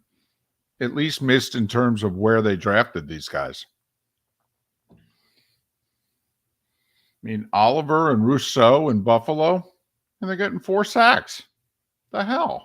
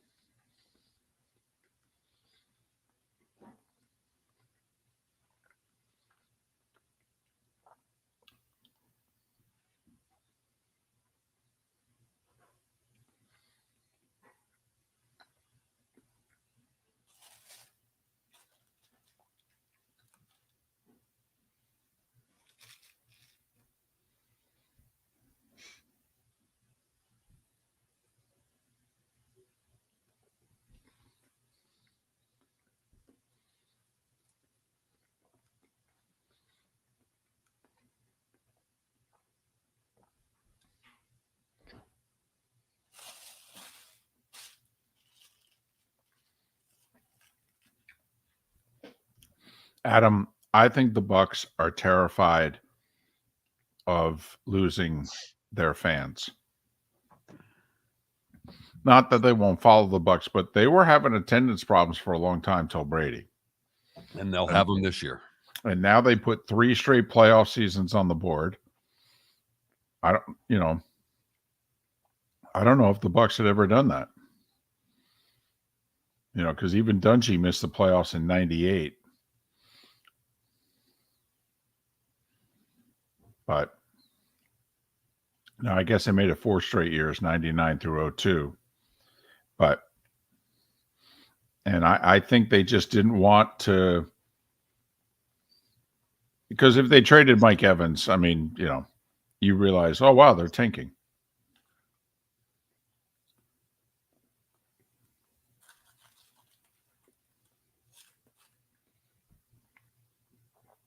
But I would have tanked.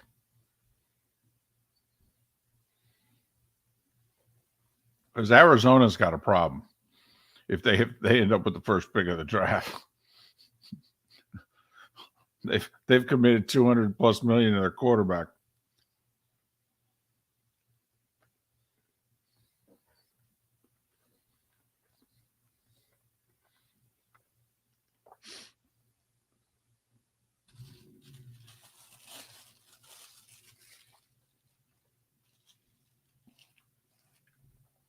What do you want to talk about here?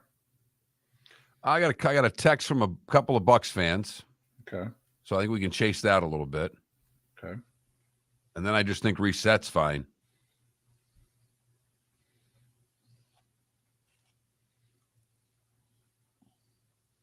Do you have a piece of lunch meat? And cheese. I'm going to the doctor in 2 hours.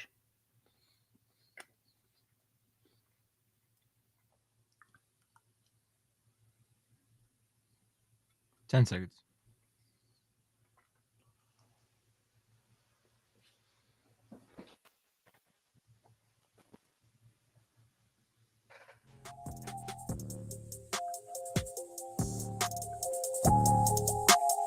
You're listening to Miller and Moulton, only on the Florida Sports Network. And now, here's Mark Miller and David Moulton. 21 minutes past the hour. Thanks so much for being with us. Seth Everett will join us a little more than 15 minutes time. We had Kevin Weiss on the show last hour talking Rays. Just got done talking Bucs with Roy Cummings. You ever miss any part of the show? FloridaSportsNetwork.com. Download what you miss. That's also where you go to sign up for our Fantasy Football Summit, Tuesday night the 15th. That's next Tuesday.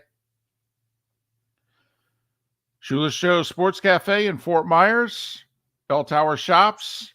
Dinner and Dr. Roto. Get you ready for your fantasy football draft.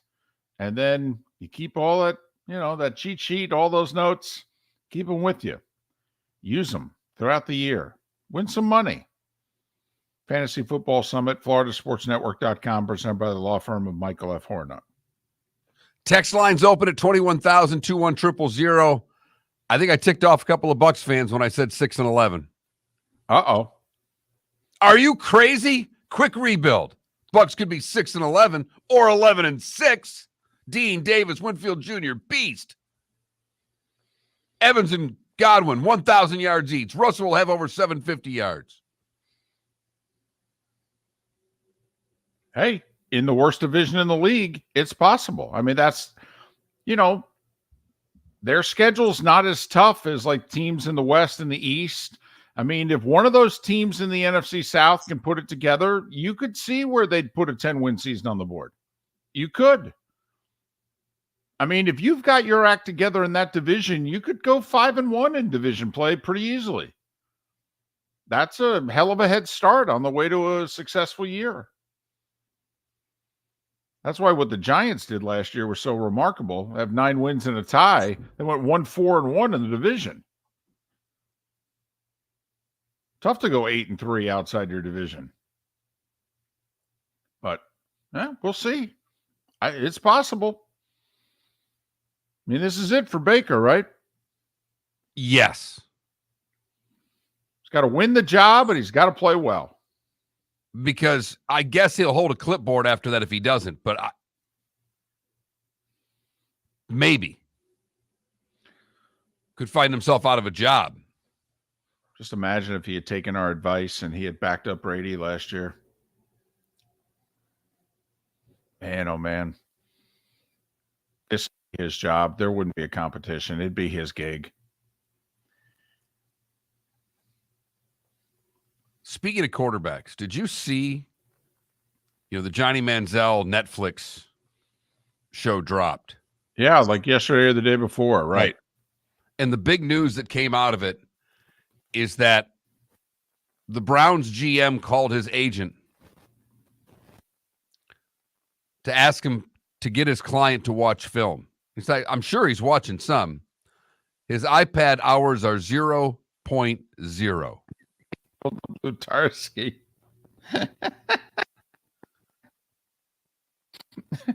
It's one thing to think you can play. It's another to completely blow off film and think you can play. Right. What an arrogant little SOB he was. Holy cow. He also, I guess, goes into detail about how he tried to take his life. So apparently this is quite the documentary. And he participated in it. So I'm in. I definitely want to see it. I just know it's not something that I can watch with my wife. Okay, so I have to find the time myself to do the Manziel documentary. That's all. Like last night, we had to watch TV together. We need to find some shows that we can watch. Oh, okay. Yeah, I'm good at finding shows I can watch. We have found shows in our house that we can watch, but she's picked the last show that we can watch, and there's a lot of head bobbing going on from me while watching it, and I don't mean I'm head banging. It means it's putting me to sleep. Right. And then she hits me when I fall asleep because it's the show she picked out. It's almost over. That's all I know. Got to stick through it for a couple more weeks. I'm very interested in the documentary. I'm very interested in the documentary. As am I. And then the Gator one's going to come out as well, chronicling the Urban Gators teams, which is going to be terrific. I'm not even a Gators fan, and I'll watch that because that was my dominant college football team growing up, the Florida Gators. Well, also, I want to see how much cooperation they got. I want to see, did the Pounceys talk? Did Tebow really talk? I mean, he roomed with Aaron Hernandez. I mean, if he wants to talk, he's got to have some interesting insight, even if he literally said, yeah, I didn't see anything coming. Just anything. If he, plus, let's be honest, Urban doesn't have a close relationship with the truth. So did he participate? And if so, did he actually let his hair down, so to speak?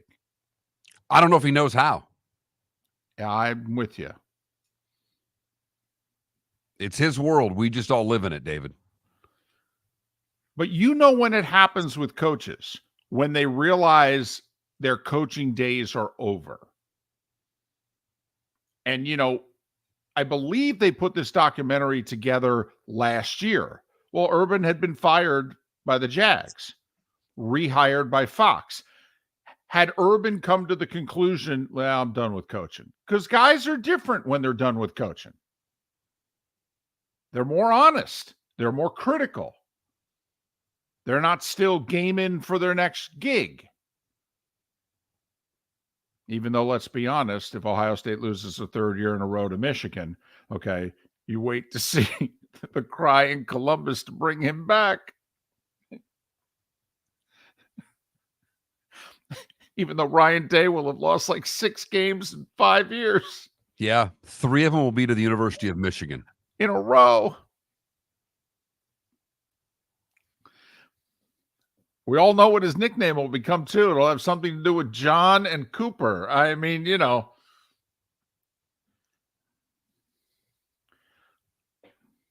Difference is Day knows it's the biggest game of the year. Cooper could never, for whatever reason.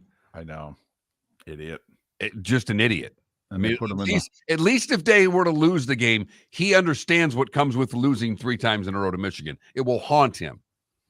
Cooper just acted like it was another game. And they put John Cooper in the College Football Hall of Fame, too. Schnellenberger, nope. Leach, nope. Nope. Can't find room for him.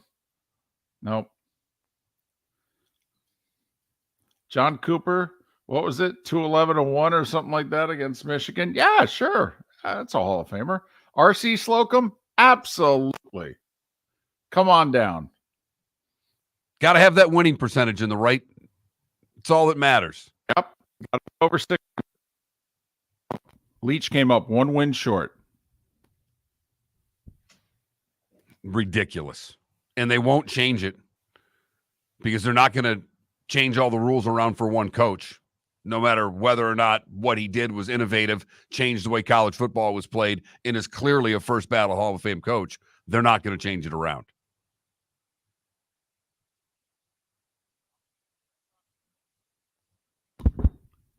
That drops in 2 weeks, the Gators thing. I think it's 2 weeks today. It's either 22nd or 23rd, I think it drops. I'm with you. I'm in on that. Should be great. The Netflix Manziel just dropped, so you can check that one out, as well as Johnny Football is now opening a bar in College Station, out of the league in a very short time. They love him there. That bar will do just fine. Oh, absolutely. Hey, man. That Kyle Field before Johnny Manziel, Kyle Field and their facilities after Johnny Manziel, oh, he made that university $500 million.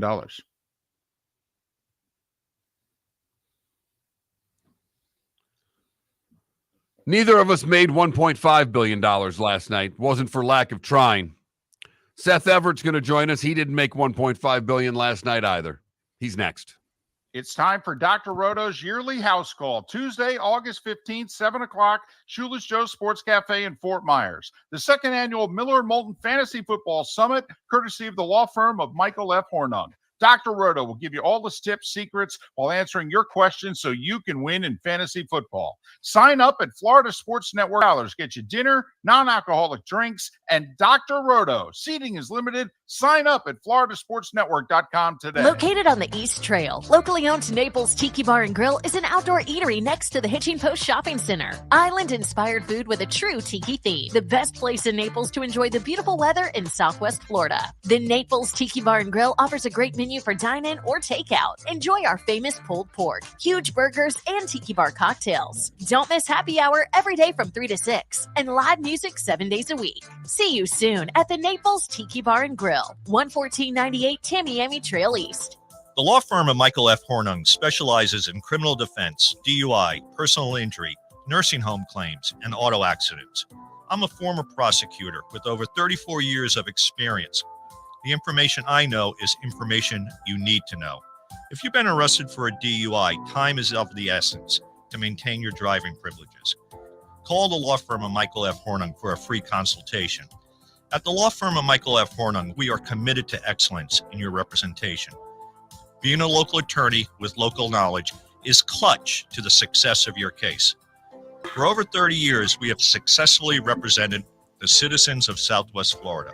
For a free consultation, call 239-437-0095. That's 239-437-0095. Our offices are conveniently located in Fort Myers. Visit online at mfh-law.com. You are listening to Miller and Moulton on the Florida Sports Network.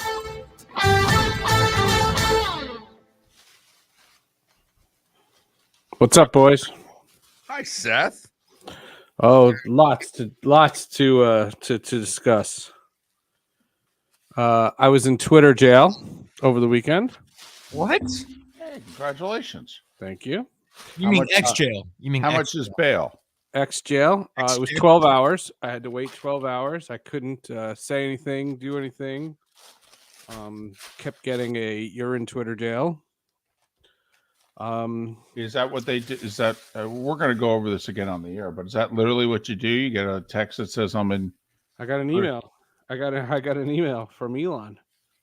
It said, yeah. So that was fun. I'm getting my I'm going this afternoon. We're picking up my kids today. First time in 7 weeks. They'll be home. My big one broke 2 toes. I got lots of details.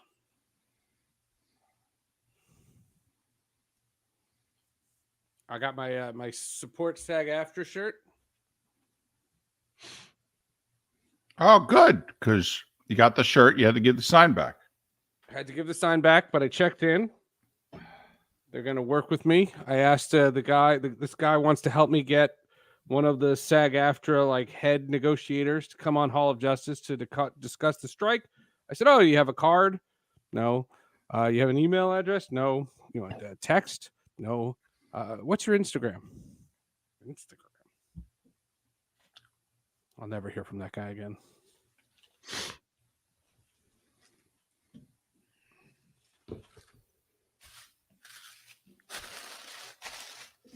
Do you have any thoughts on the ESPN betting thing? Yeah, Portnoy got Barstool. That's my thought. Okay, it was his company. We're not on the air. We're not on the radio. He's a misogynistic prick. Okay. Once again, I asked you, do you have any comments about ESPN Bet? No, they wanted a sports book. They could have gotten any of them. They got the one that winds up with Portnoy getting Barstool. The fact that Disney is even talking to something affiliated with Barstool shocked me. It's not affiliated with Barstool. It's not affiliated with Barstool. Not affiliated with Barstool at all. It wasn't called Barstool Bet?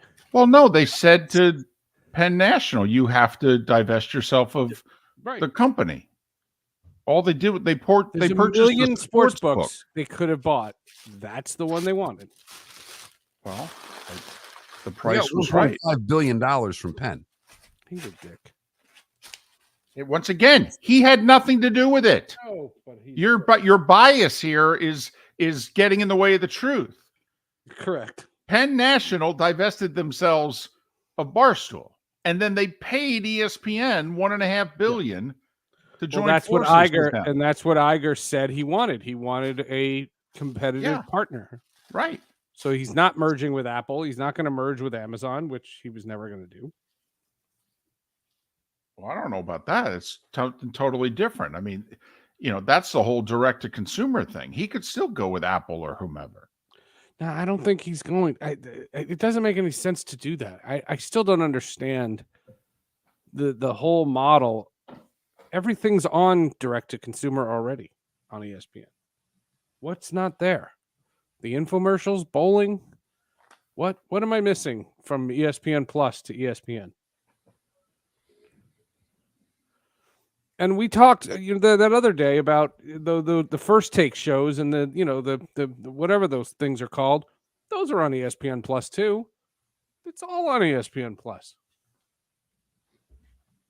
It's all ball bearings these days.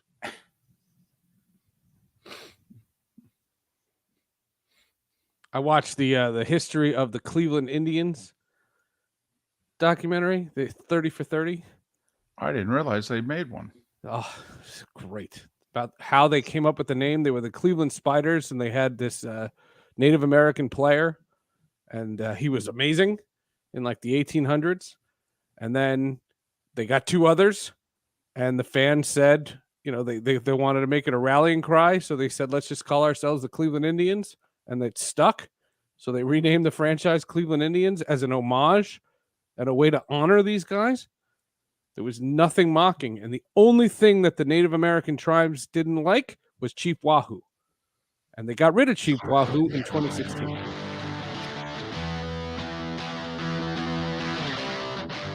You're listening to Miller and Moulton, only on the Florida Sports Network.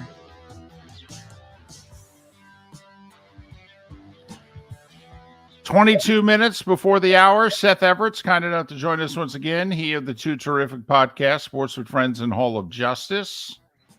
Follow Seth on Twitter at Seth_Everett. Seth_Everett. If you take in Miller and Moulton on twitch.tv/Miller and Moulton, you get to see us. And Seth wears T-shirts with a theme every appearance on this show. And if you remember the last time he was on the show, he talked about being in the SAG-AFTRA picket line. SAG-AFTRA picket line. He was holding a sign and everything. American and he told Federation of Television and Radio Artists. Okay. AFTRA. That's fantastic. And so he has to give the sign back, but he gets a shirt. You got to keep a T-shirt. And so what's he wearing? SAG-AFTRA strong. Go get him, Seth. I'm going to go back next week. I don't know what day yet. Are you sure? Have you checked the temperature? Is it going to be cool enough for you to pick it? It's been really nice. The weather's it's picketing nice. out of convenience here, Seth. Yes, they're really nice. So can I tell one story from the SAG-AFTRA picket line? You guys will appreciate this because you're a little older. Hold on 8 seconds. Okay. If you weren't with us 2 weeks ago, Seth said he was going to picket, but it was too hot. Yes. And he told them that. And he said, when it cools down, count on me. It cooled down. It was 77. Seth grabbed the sign. That's why Mark said, are you sure you're going to do it next week? That's very true. So when I was there were a bunch of actors there, and I met a bunch of people. I met Fran Drescher. She's the president of SAG-AFTRA. I don't know how she goes into the negotiating. I mean this in total respect. She sounds like the nanny every time she talks. I don't know how.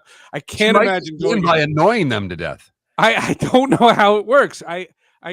When she ran for office, they had like speeches and people, we had to vote for people, and she was giving her speech, and I was like, oh my God, that's the nanny. But Melissa Gilbert was there. She's a past president. And when I joined SAG-AFTRA, she was the president. And we started talking, and all I said was, can I fanboy for a second? And she said, of course. And I said, you were Batgirl.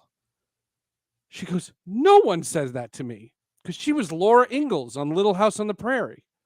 That's what her claim to fame is. She was also Batgirl for a hot minute on Batman the Animated Series. I'm the only human being in the last 10 years that said that to her. So would you say then, based on your fanboy moment, picketing was worth it? Oh, I had a blast. I had an absolute blast. My brother-in-law. What'd you do today? The paparazzi photographer. Your brother-in-law. Yeah. My brother-in-law was there, and he brought a bunch of other photographers, and we all started talking. And look, I know the issues now better than I ever did. Whatever. Listen. And look, I'm supporting them. They've supported me. It's union. Here's a question: Fran Drescher or Edith Bunker? Okay, which would be more annoying? Because Jean Stapleton, when she spoke normally. That was a voice. That was a voice. Fran Drescher can't do another voice. So you're saying it's Fran Drescher? Fran Drescher, she is the nanny. I can't get it out. Does she laugh on cue, or did you make her laugh? I mean, because it had to come out at some point when you talk to her, because she can't. No, but it's like impossible if you can't imitate her and not be making fun of her. And you guys now clip these segments, and I'm not falling for that trick. We're not like that. At least Miller and Moulton are not like that. We're not responsible for whatever Felipe clips. Honestly, we're as shocked by it as you when we actually see it. We go, first off, he has to do it, and that's not an everyday thing. Okay, so and then when he clips, we're like, oh, he clipped that. Nope. Okay. No, she was Michelle Hurd. I met Michelle Hurd. I don't know if you guys know her. She was in a bunch of things. But yeah, it was a great experience. Okay, and it was cool. And it was cool, nice, great weather. We were in the shade. That was great. Great man of principle right here. A lot of steps. A lot of steps. 77 and low humidity. I support your cause. I get my steps in on my smartwatch. Oh, that's fantastic. Yep. My goodness. Yep. And I'm going to get right back to work while you guys are on strike. Exactly. My but support only goes so far. Right. Oh, it's just like Liev Schreiber. Hey, we said yesterday that we actually thought it was something that Rob Manfred should have picked up the phone and made a phone call about and called John Angelos of the Orioles and said, John, I know we don't like each other, but John, you're an idiot. John, you're wrong. You're an idiot. It's a bad look. You got the second best team in baseball, and now nobody's talking about it, and people are going to start rooting against you, John. Reinstate the announcer. I talked to a couple of people affiliated there, and the only thing, this is my opinion, this is not, no one told me this. I hope, especially this kid's a Syracuse kid, and he seems to be doing a great job. I hope that he was really suspended for this and not something else. Well, I absolutely. And that's the first thing David Sampson said. We had him on the show Tuesday and said, was there anything, is there something else we didn't know about? Because, and the people that I talked to, because I made a couple of calls, I have friends in the Orioles organization, and they just said, no, it's this. And I said, this is a stupid look. I mean, it's in the game notes, and it was a pre-produced meeting. They've had a graphic. This was all, they should suspend all of them. Absolutely. Well, I'm guessing, Seth, and this is, David and I were talking about this yesterday, outside of maybe the director and producer, everybody else is going to be a freelancer that did that. The people in the truck and all that. So he can't suspend the truck people, so he suspends the announcer. It is... This Orioles story is a great story this year, and I saw what happened, and I don't want the Orioles to win anymore. Well, and the rumor was that before the Orioles announced that he was coming back on Friday the 11th, ESPN was going to put him on a game. They were going to get him on a game. Like, they were going to make him do national games and just raise his profile, because he has a part-time deal with ESPN, and they were just going to try to pump him up as much as they could. They were going to milk that as much as they could. And I thought that was good for the kid. Again, if that's all he did, then this kid's going to benefit from this. No doubt. He's going to benefit 100-fold. His name's Kevin Brown. And yes, that's the name of the pitcher that plunked Brian Jordan that day in spring training in 2001. Correct. and Kevin Brown, the pitcher, was not known as a good dude. No. Everybody seems to like this young play-by-play guy, Kevin Brown. And yes, he will be broadcasting for someone else as soon as contractually allowed, and he will be given a significant raise. This And has people on turned out social- to be a yeah. good thing for him. People on social media keep asking me like to get him on. What am I going to say to him? What? Like, yeah, I'll get him on in the wintertime. Like, yes. Boy, that was a crazy week that week when you were suspended for saying something nice about the team. Right, when he gets another job somewhere else, because it's not like he can go out and start talking right course, now about of what happened course. because he'll get suspended again. Of course. That's crazy.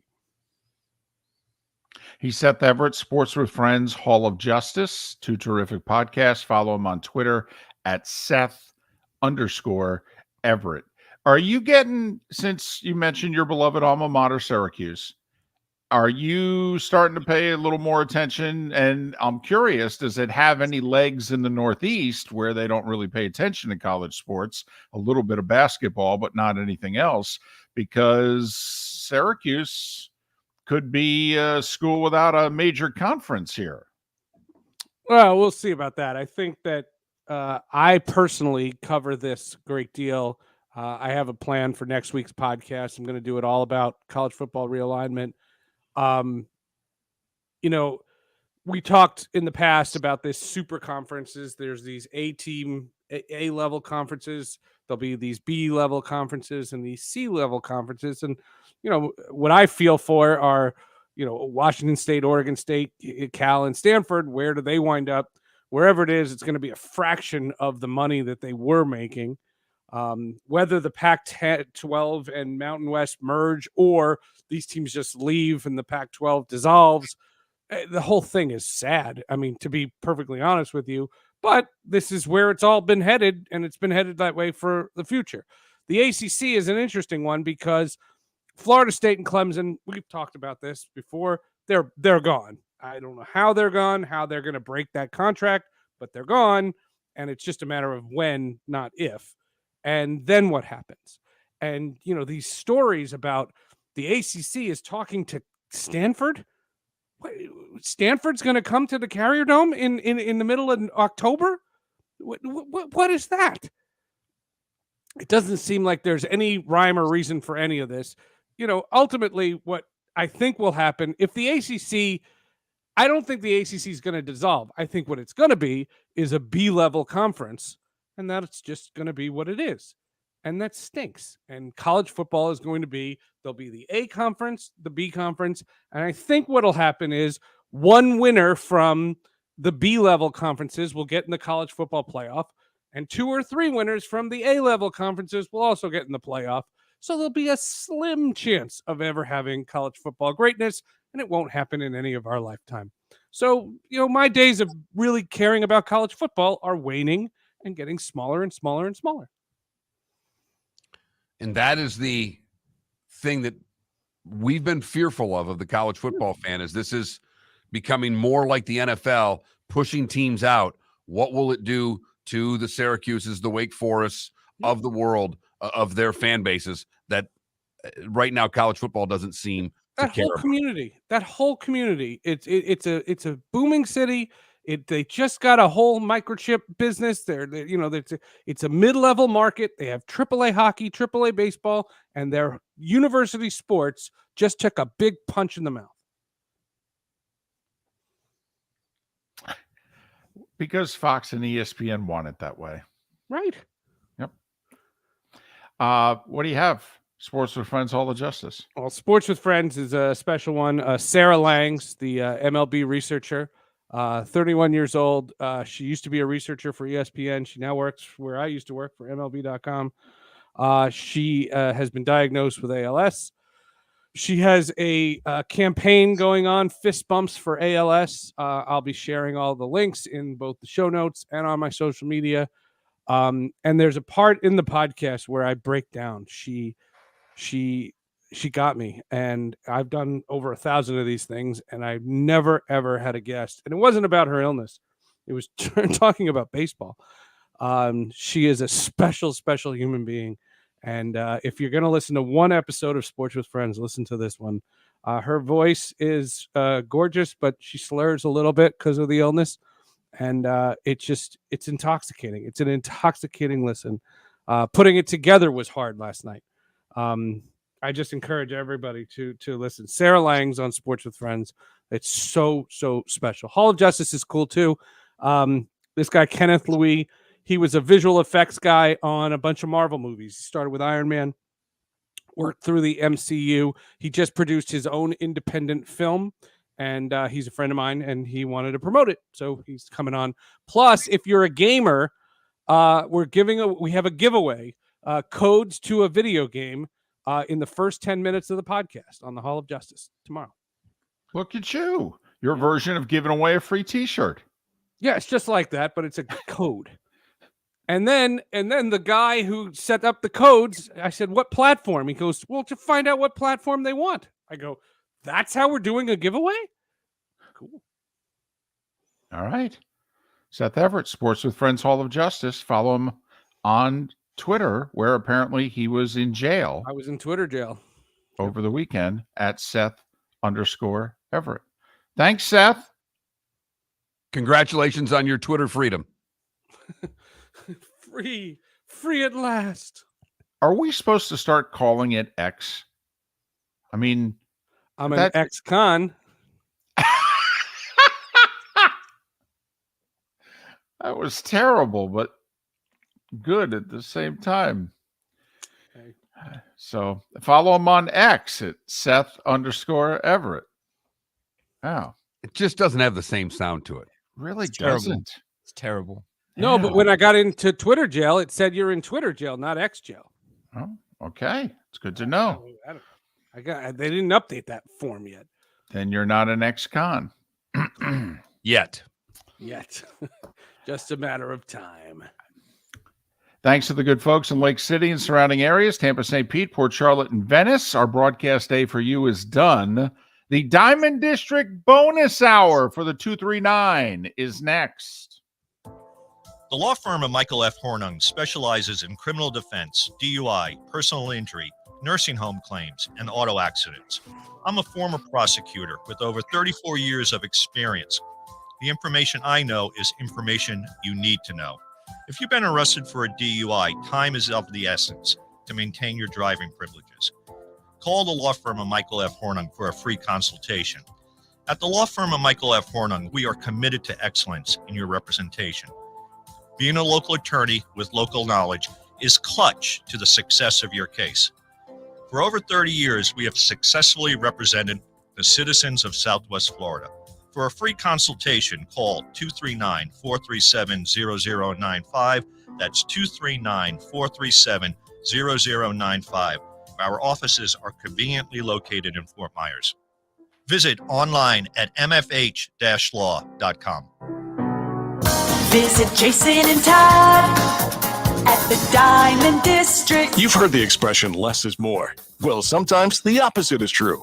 Are you ready to rock your stack? This weekend, August 12th and 13th, visit my friends Jason and Todd at the Diamond District for their Stackable and Wedding Ring Expo. Express your unique style by stacking rings. Stack with your engagement ring. Wearing multiple wedding rings is a sought-after trend. Stack on your right hand, stack rose gold with white gold, stack colored gemstones with diamonds. There are no rules when it comes to stackables, and the Diamond District wants to help you join this popular trend and offer you 20% off manufacturer's direct pricing or 5 years interest-free financing. Your choice on all stackable rings. With thousands of rings to choose from. Jason and I are excited to give you 20% off manufacturer's direct pricing, or you can take 5 years to pay interest-free. Your choice. We also look forward to shaking your hand and welcoming you to our Diamond District family. At the Diamond District. Located on the East Trail, locally owned Naples Tiki Bar and Grill is an outdoor eatery next to the Hitching Post Shopping Center. Island-inspired food with a true tiki theme. The best place in Naples to enjoy the beautiful weather in Southwest Florida. The Naples Tiki Bar and Grill offers a great menu for dine-in or takeout. Enjoy our famous pulled pork, huge burgers, and tiki bar cocktails. Don't miss happy hour every day from 3 to 6 and live music 7 days a week. See you soon at the Naples Tiki Bar and Grill, 11498 Tamiami Trail East. Hello, friends and family of Southwest Florida. Are you looking to tap into the electric vehicle market? Well, look no further because we here at Southwest Florida Golf Carts have just what you need. E-bikes, golf carts, LSVs, scooters, and more. Come down and talk with one of our experienced sales reps, have a soda and a smile, and you could be cruising the streets in your new EV today. Stop by the store or visit our website at flgolfcarts.com and enter for a chance to win $100 off your next purchase by answering John's monthly sports question. You are listening to Miller and Moulton on the Florida Sports Network.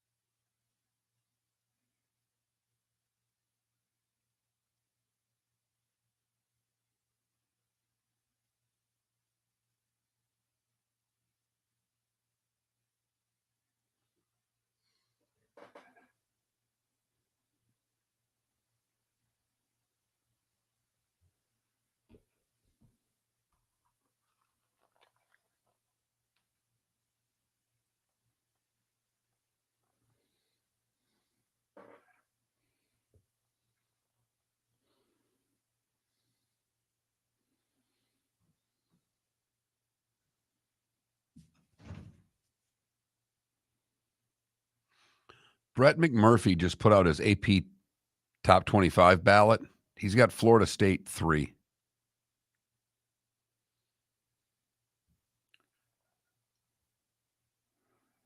His preseason ballot? Yeah. Oh.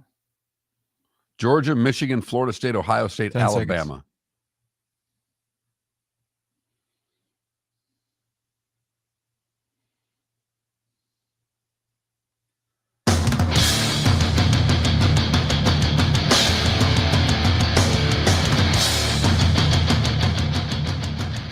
You are listening to Miller and Moulton, exclusively on the Florida Sports Network. And now here's Mark Miller and David Moulton. It is the Diamond District bonus hour. Thanks so much for being with us on this hump day as we get over it together. Magic numbers of 17, 22, and 29. Days left until the football season begins. As to what event actually kicks off the season for you. Is it Notre Dame and USC in action in 17 days in week 0? Even though there's less than a dozen games scheduled, is that enough for you? Or do you need 3 weeks from tomorrow when the Gators are in Utah and UCF is playing their first game as a member of the Big 12? Or is it 4 weeks tomorrow? Less than 30 days away. The Lions and Chiefs in the NFL gets underway. Yeah, that's right. Tuesday night, our Fantasy Football Summit, presented by the law firm of Michael F. Hornung. Join us at Shoeless Joe Sports Cafe, Bell Tower Shops, Fort Myers. Go to floridasportsnetwork.com. Sign up. Dinner and Dr. Roto. Fantasy cheat sheet. All the info you need. You know, David, you could say it's your prescription for a winning season. How about that? That should be our poll question. What's more annoying, David's "how about that" or Miller's prescription for a winning season? Right. Miller's puns, which are to torment Moulton for all the tormenting I do of Miller. Right. Every now and then the audience just gets in the way. We didn't spend any time on it yesterday. That was my bad. I didn't put it in the starting 5. We had a jam-packed show. We didn't really get to it. But the first college football poll is out. Right, the coaches poll. Right. Or the SIDs poll or whatever. Well, No. In theory, the coaches really should have voted in this one. I mean, first and last, they don't have an excuse. They have excuses for all the other ones. They're not paying attention. But come on. Like they didn't read Phil Steele on their 4th of July weekend. Come on. They did. I don't think they did. I don't think the coaches fill out any of the polls. I don't think the coaches should fill out any of the polls. The coaches worry about their team. Explain to me how a Big Ten coach has got a good gauge of what's going on in the Big 12. Oh, he read Phil Steele over the 4th of July weekend. Besides, he saw TCU beat Michigan. Maybe stand corrected. In fact, the Big Ten coaches have the Big 12 completely narrowed down. That's in fact that there shouldn't be a Big 12 media poll. The Big Ten coaches should do the Big 12 poll. Come on, we all know how this worked. The Big Ten coach called up a Big 12 coach and said, "Hey, who's good this year? Who do you like? What's your Big 12 ballot?" When you submitted it there at the meeting, so how'd you rank them? Come on. The SID called up the other SID and said, "So what do you think? What are you hearing? How's the conference looking?" Right. They just, slid that piece of paper under the door. Here, coach. Here's what your counterpart at Texas said. And I think a few coaches look at it and go, no.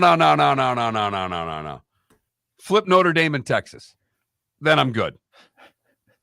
But also you got the biases. I'm not voting that guy in the top 10. Blank him. No. Put him at 14th. Or, I want to sandbag that guy. No. We got to move them up. We got to get them ranked higher. He's going to fall on his face this year. No. Put him 9th. Oh, yeah. No, I want that guy ranked as high as possible. I want him ranked so high that when they go 6-6 this year, that he loses his gig. In fact, put him 8th. Another great year preseason-wise for the Big Ten. 2-4-7 for the Big Ten schools. How many of them will end up in the top 10 when the season's over?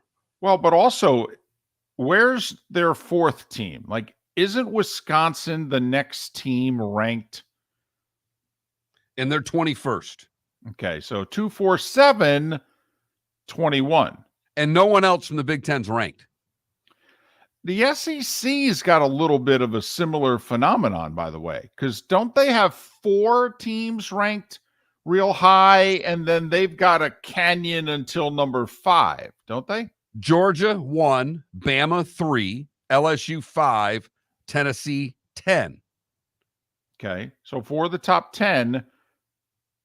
And then Ole Miss is 22. Okay. Oklahoma's 19 and Texas is 12. Do they count? No, not this year. No. No. Because also, come on now, schedule factors into where it is you think they're going to finish. I mean, if they were in the SEC, you think they'd be picked that high? No. Schedule would be a lot harder. We'll say this, though. It does need to be pointed out. Week 2, Texas and Alabama. I mean, Texas is in everybody's top 15. When's the last time Alabama hosted a top 15 team in the country that was not from the SEC? Mark, I'm racking my brain right now. They did a home and home with Penn State near the end of Jopa's run. But I think when they got Penn State was a borderline top 20 team, if you know what I mean. I don't think Penn State was ranked in the top 12 when they went to Bryant-Denny Stadium. It's a non-conference game. It's good for Nick. Great for Nick. But is Texas way overranked? Well, based on past results, they are. I mean, the Big 12 is interesting because you've got Texas ranked 12, mm-hmm. and then TCU 16, K-State 17, Oklahoma's 19, Texas Tech's 24. Right. I mean, It's the funny. conference is expected to be pretty decent. It's funny. They actually have more teams ranked in the top 20 than the Big 10. They have the same number of teams ranked in the top 20 as the SEC. It's just that those two conferences are more front-loaded. Big 10's got 3 of the top 7. Then they don't have anybody else to what, the 20s? 21st for Wisconsin. And I did miss A&M's 25th. I did just kind of gloss right by them. We were looking at SEC teams. So Ole Miss is 22, A&M's 25. I'll say this, ranking A&M over South Carolina, I think, is a bit of disrespect. I mean, South Carolina went 8-4 last year, and they returned their quarterback. I mean, I will say, for an SEC team to have the 2 wins that they had in November last year and get no credit for it, you want to talk about the importance of a brand? I mean, South Carolina kept both Tennessee and Clemson out of the playoff. Ohio State should send South Carolina a gift bag. They're the reason that Ohio State was able to get in as the 4 seed and damn near knock off Georgia. It was all because of that quarterback in South Carolina.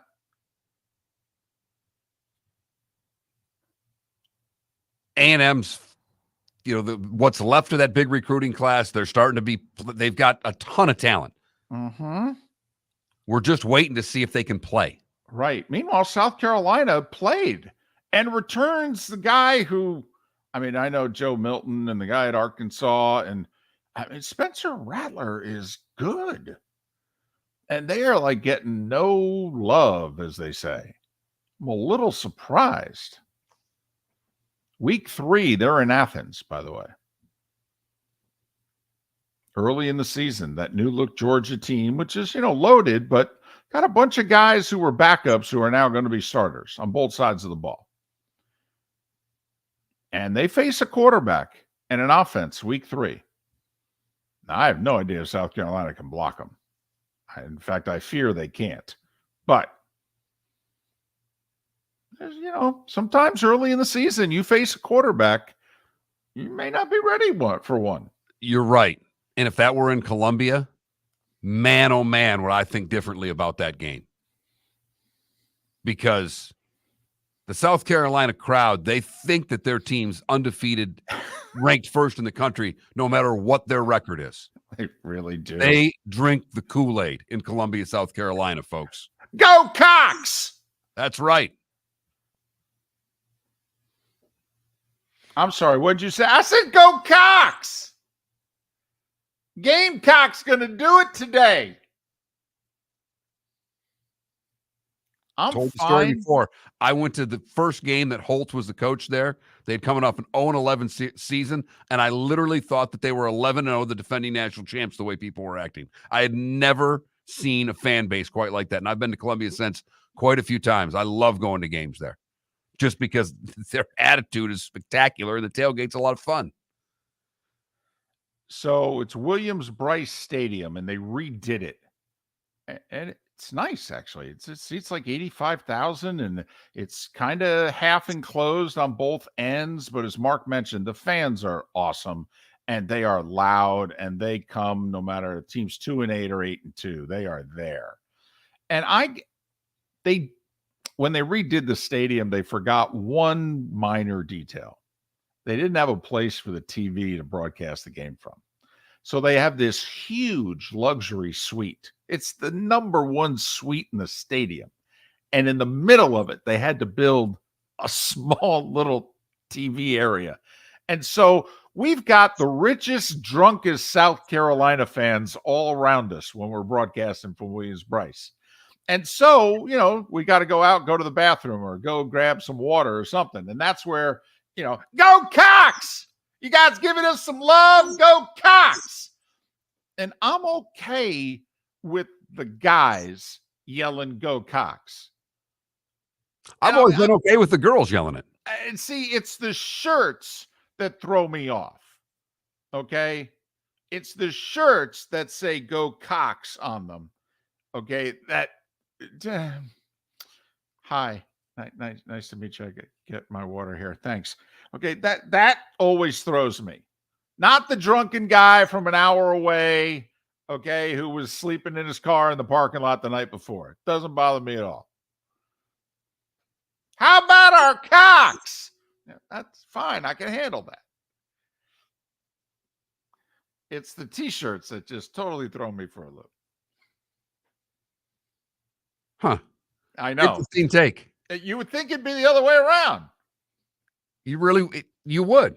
And maybe some of those guys are going to shop at the Diamond District this weekend for their Wedding Band Expo. You can get 20% off or 5 years interest-free financing. Stop by and see Jason and Todd at the Diamond District for their Wedding Band Expo. If your wife's looking for that second band, that's a thing, David. I'm just letting you know for a fact that double band thing is a thing. And this is the weekend to do so at Southwest Florida's Diamond District. Visit Jason and Todd. Make sure you tell them that you were sent by Miller and Moulton. The good, the bad, and the ugly. Today was the day when, and what's on tap 25 minutes away right here on the Florida Sports Network. Go Cox! At the Diamond District. You've heard the expression less is more. Well, sometimes the opposite is true. Are you ready to rock your stack?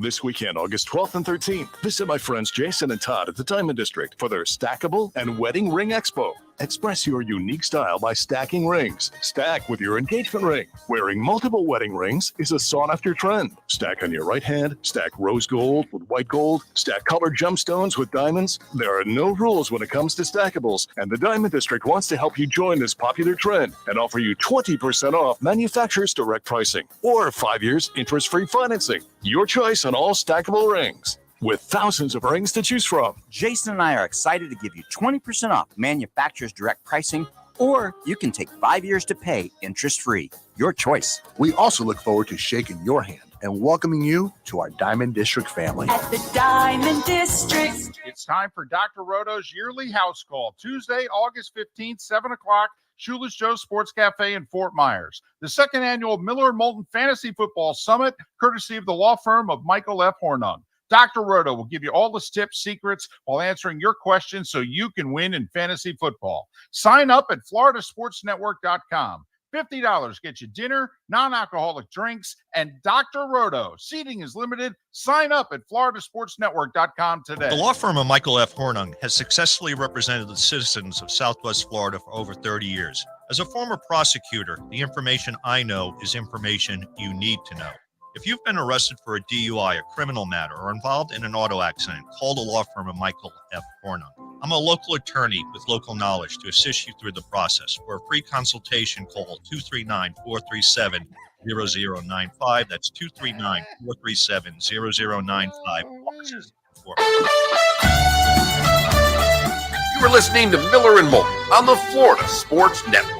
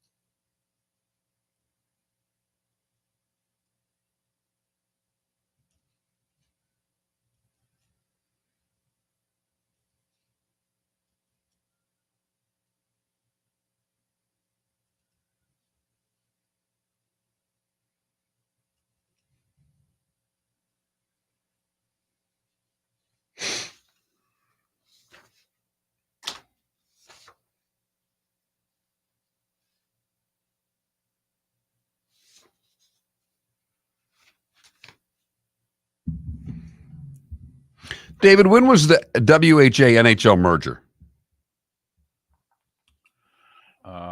Didn't it happen in time for the 79 season? Well, because today in 77, the NHL refuses the merger of 6 WHA clubs.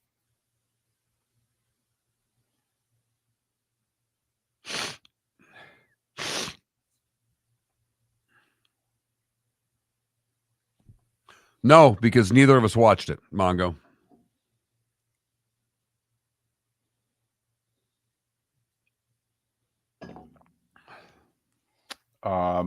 Okay, after 79. So 79-80 was the first year.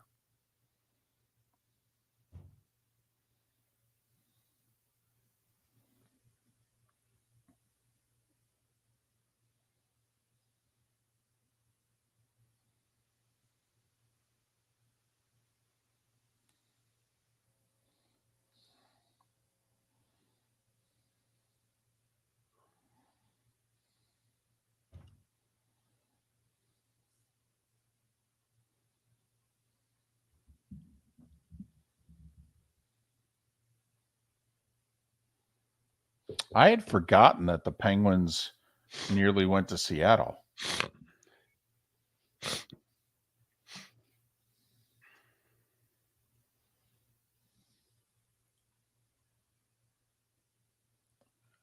Felipe? Yeah. Yeah, it just got fixed. My bad.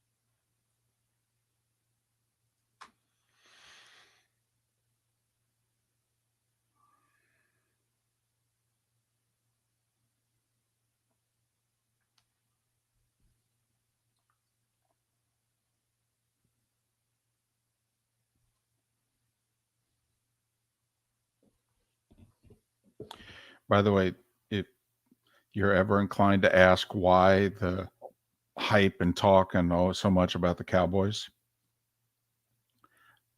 top 10 jersey sales in the NFL right now: Micah Parsons 4, Dak 7, CD Lamb 9.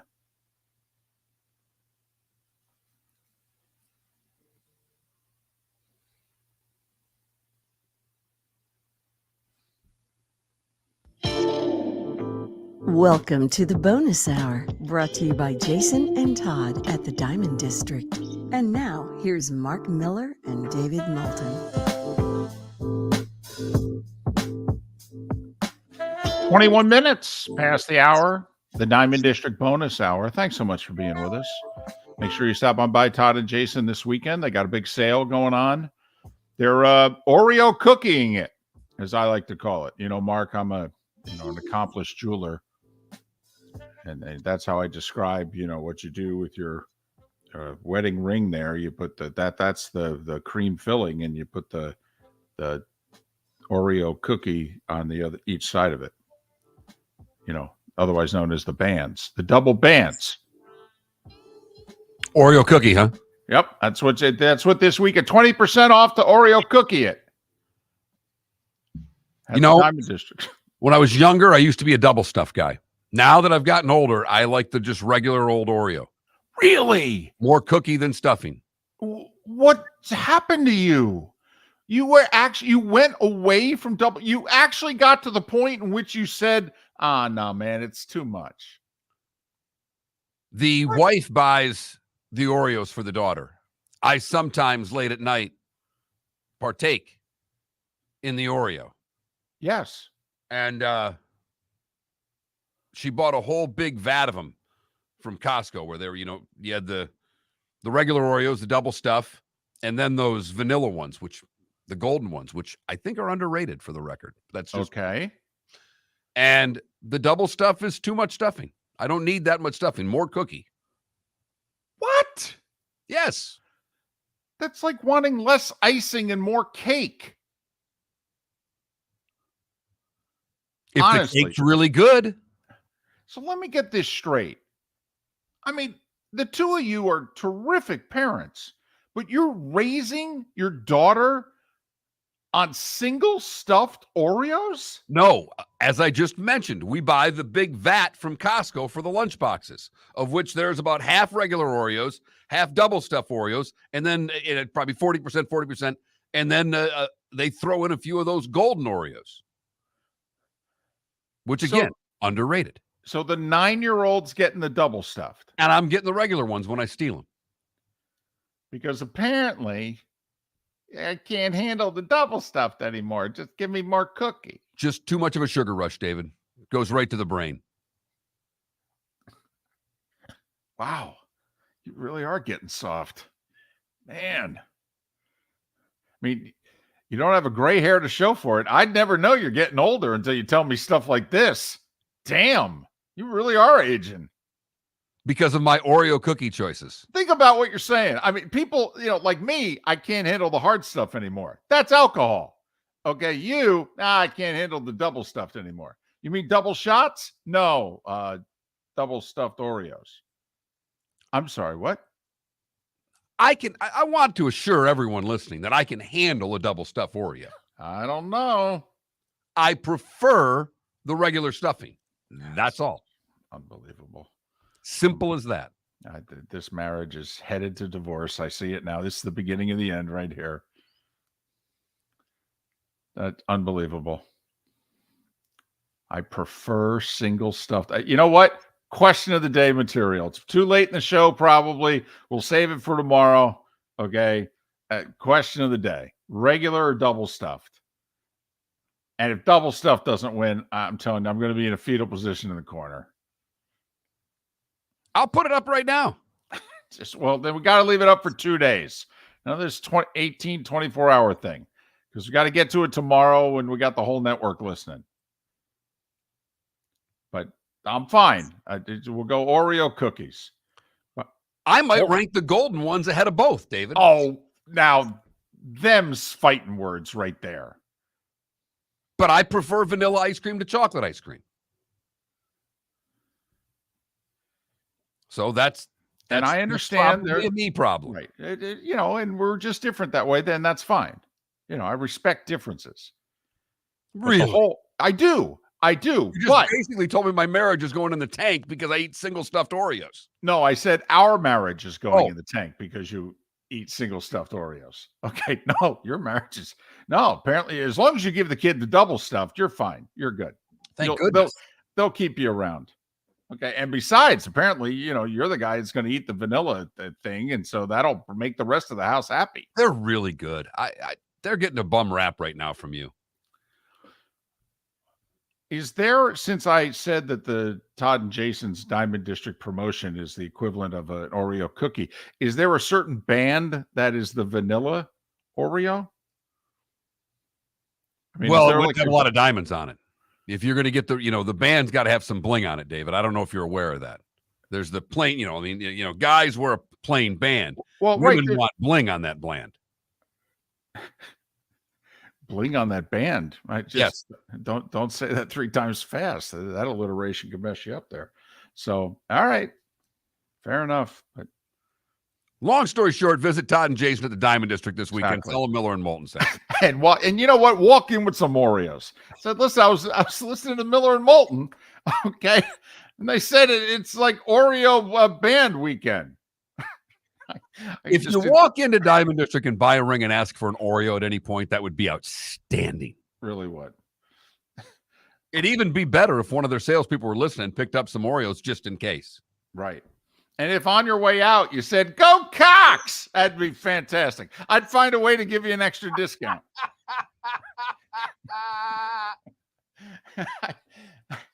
Call Todd and Jason and go, give me 5% off. No, I'd call Todd and Jason and say, "Guys, you got to give me an extra 5% off." It's funny. It's a good line. It's worth 5%. Trust me. Here's the tape. Listen. And don't know how we got there, but we did. Well, because I can make anything about food. Okay, you want to promote jewelry. I'm like, it seems like an Oreo cookie to me. Hey, listen, if you're the Diamond District, you want me thinking about it like it's an Oreo cookie, because look at me. Man who can't say no to an Oreo cookie. No, that's true too. I mean, anything that stacks. It could be a Pringle for that matter, David. Anything that stacks up, you're good with. Got that right. Remember that, Felipe, wedding band sale this weekend. Just think of it as an Oreo. In fact, that's how you can try her out. Okay, bring all 3 kinds of Oreos, Felipe. Just sit down this weekend and go, "So which one, honey, do you like?" I think I'm with Mark, where the double stuffed Oreo is a little too much. Oh my goodness! I think the regular Oreo is perfect. It's the perfect balance of both. Especially if you're going to dip it in milk. Exactly. Because too much of that, solid milk cream. Not saying it's a bad thing, but too much of it just makes it worse. Did you just refer to an Oreo and say it was possible to create a, wait for it, I think that was it. It's just too much of that cream. Too much of the cream is too much of the good stuff. Unbelievable. Can't handle success, can you, Felipe? Oh, wow. Okay. There's 2 cookies and 1 cream. It's not a reverse Oreo. I mean, you could make a reverse Oreo. Is that the David Moulton Oreo? As Bots for Sale said in our Twitch chat room, what the hell is going on here? I don't know. Really? Is there something in sports you want to talk about more than a double stuffed Oreo? Really? Really? Is there anything going on today that is better than a double stuffed Oreo? I'll sit back and listen. Kyle Tucker's grand slam home run. That's true. I'm sorry. That's true. That was a double stuffed Oreo. What was going on before that? That was a single stuffed. That was like a quadruple stuffed Oreo. Yeah. Apparently someone did point out on the text line that there's a mega stuffed. That's what that was. That was a mega stuffed Oreo.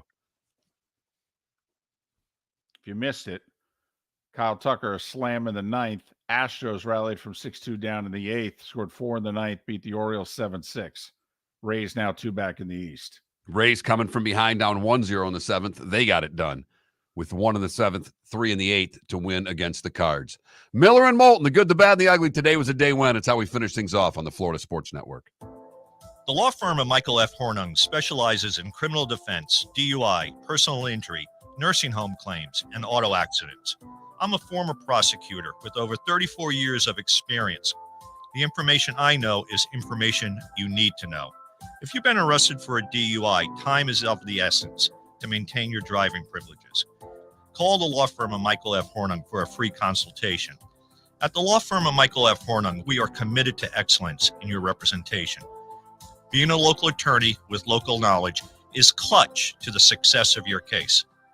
For over 30 years, we have successfully represented the citizens of Southwest Florida. For a free consultation, call 239-437-0095. That's 239-437-0095. Our offices are conveniently located in Fort Myers. Visit online at mfh-law.com.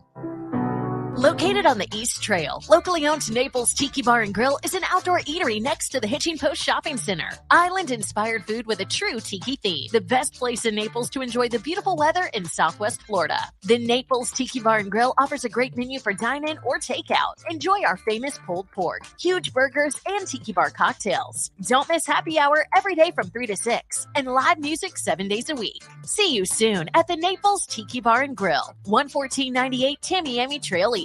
Hello, friends and family of Southwest Florida. Are you looking to tap into the electric vehicle market? Well, look no further because we here at Southwest Florida Golf Carts have just what you need. E-bikes, golf carts, LSVs, scooters, and more. Come down and talk with one of our experienced sales reps, have a soda and a smile, and you could be cruising the streets in your new EV today. Stop by the store or visit our website at flgolfcarts.com and enter for a chance to win $100 off your next purchase by answering John's monthly sports question. You were listening to Miller and Moulton on the Florida Sports Network.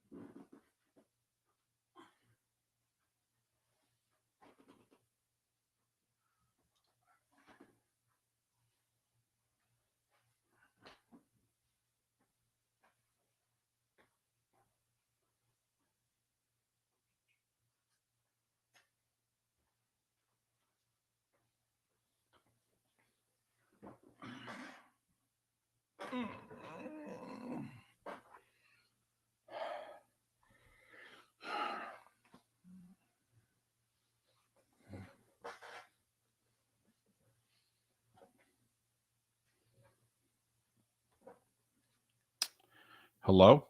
Yeah. Okay.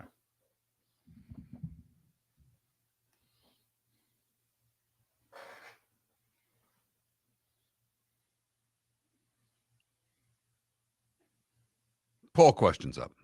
It's up through tomorrow. Nice.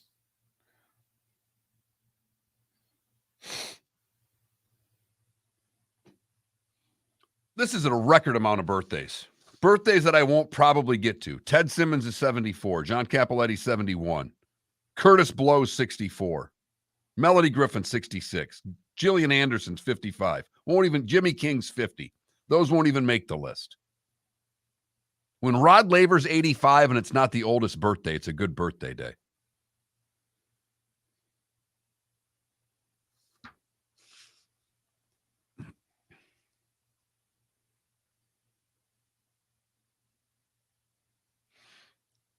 I might have to get some Oreos today.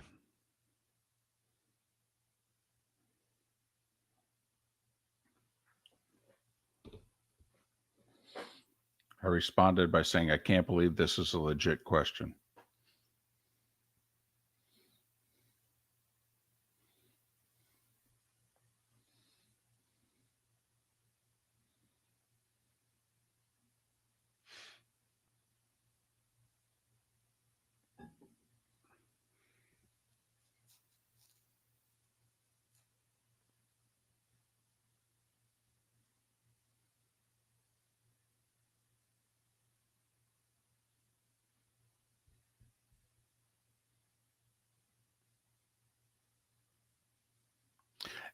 interesting. Did you see Darren Ravel's tweet? He said the average age in the Barstool database is 29. And the Penn CEO said, yeah, ESPN's a little more scaled. And that basically, you know, if you're that young, you can't afford to lose a ton of money. Yeah, Deadstroke, we did. We talked about it. We didn't talk about it on the show yesterday. We were texting about it yesterday after the show. I'm actually more outraged that there's not a single person on the show who was unaware of it.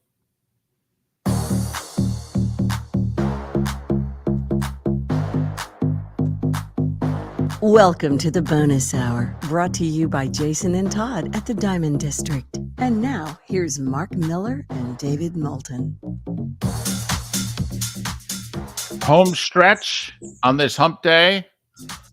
We had a good show. We had Kevin Weiss talking Rays in the 7 o'clock hour. Roy Cummings talking Bucs last hour. Seth Everett talking quite a few things last hour. You miss any part of the show, floridasportsnetwork.com. That's also where you need to go to sign up for our Fantasy Football Summit. Dinner, Dr. Roto, Tuesday night the 15th. Schuler's Joe Sports Cafe, Bell Tower Shops, Fort Myers, presented by the law firm of Michael F. Hornung. You know what I think I'm going to do for the summit? I'm going to get a box of Oreos and a box of double stuff. And when people register, they're going to have the opportunity to pick one or the other. I feel like this is the old Coke Pepsi taste challenge here. I think double stuffed will win. I'm not saying because, I mean, immediately after that last segment, texts like this piled in. David, I'm sorry you have to work with those Oreo heathens. Take it easy now. But I am shocked. And you know what? Come to think of it, I am shocked and appalled. I am shocked and appalled. Correct. It's up as a poll question, regular or double stuffed. That Mark Miller, the David Moulton, Florida Sports FL Sports Network on Twitter, soon to be up at floridasportsnetwork.com, because that's how we roll. We got a poll question up with 20 minutes left in the show. Right.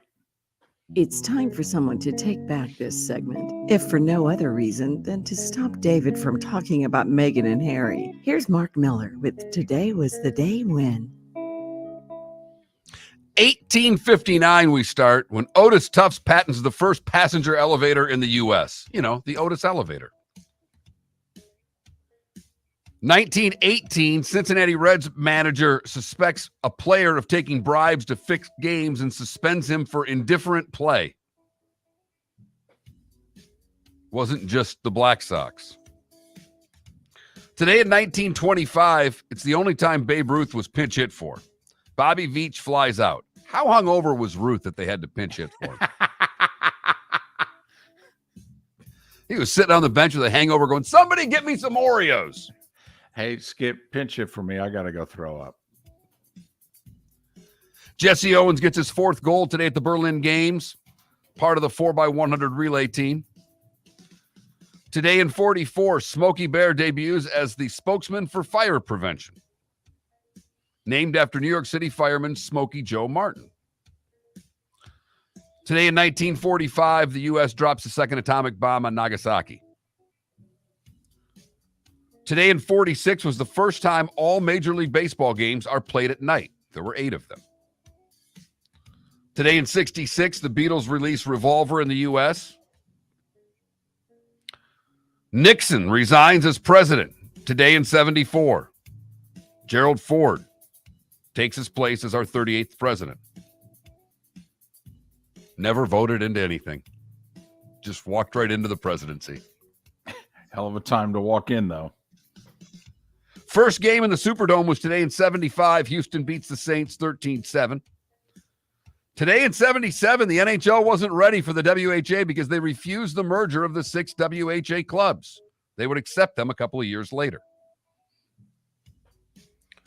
Today in 81, at Atlanta Athletic Club, Larry Nelson wins the PGA. In 87 at PGA National, he'd win his second PGA. This time in a playoff against Lanny Watkins. And the PGA runs the Ryder Cup, and the two-time PGA champion was bypassed as captain. Oh, yeah, he served our country in the Navy also. Wouldn't want him representing our country in anything now, would you? Today in 88, Gretzky was traded to the Kings because they were broke. Right.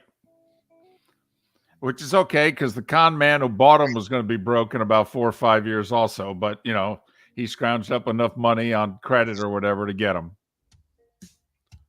Today in 92, De La Hoya wins the gold at the Barcelona Games, back when boxing still mattered just a little bit.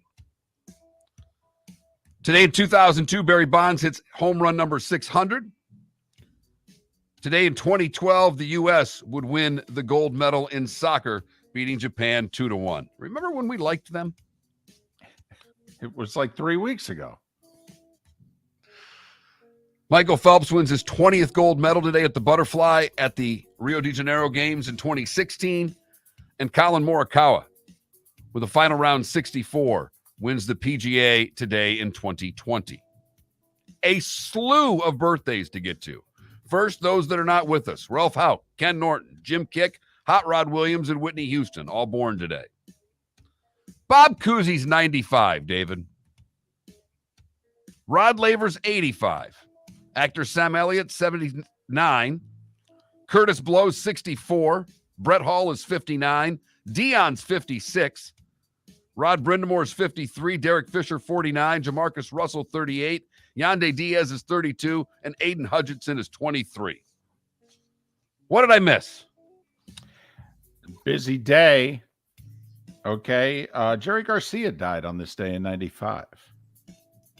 I actually paid attention. I think you didn't mention that one. No, I didn't. I never do the deaths. I'm more on the life. So I just wanted to mention that one. A lot of deadheads out there. I was never one. Although I bartended in Scranton, and there was a guy named Mike Tepper who looked exactly like him. I mean, honestly, people would walk in the bar and they would like do triple takes and go, "Is that Jerry Garcia?" And so after a while, we were just like, "Yeah, man. Yeah." I'll listen to a little Dead today. There you go.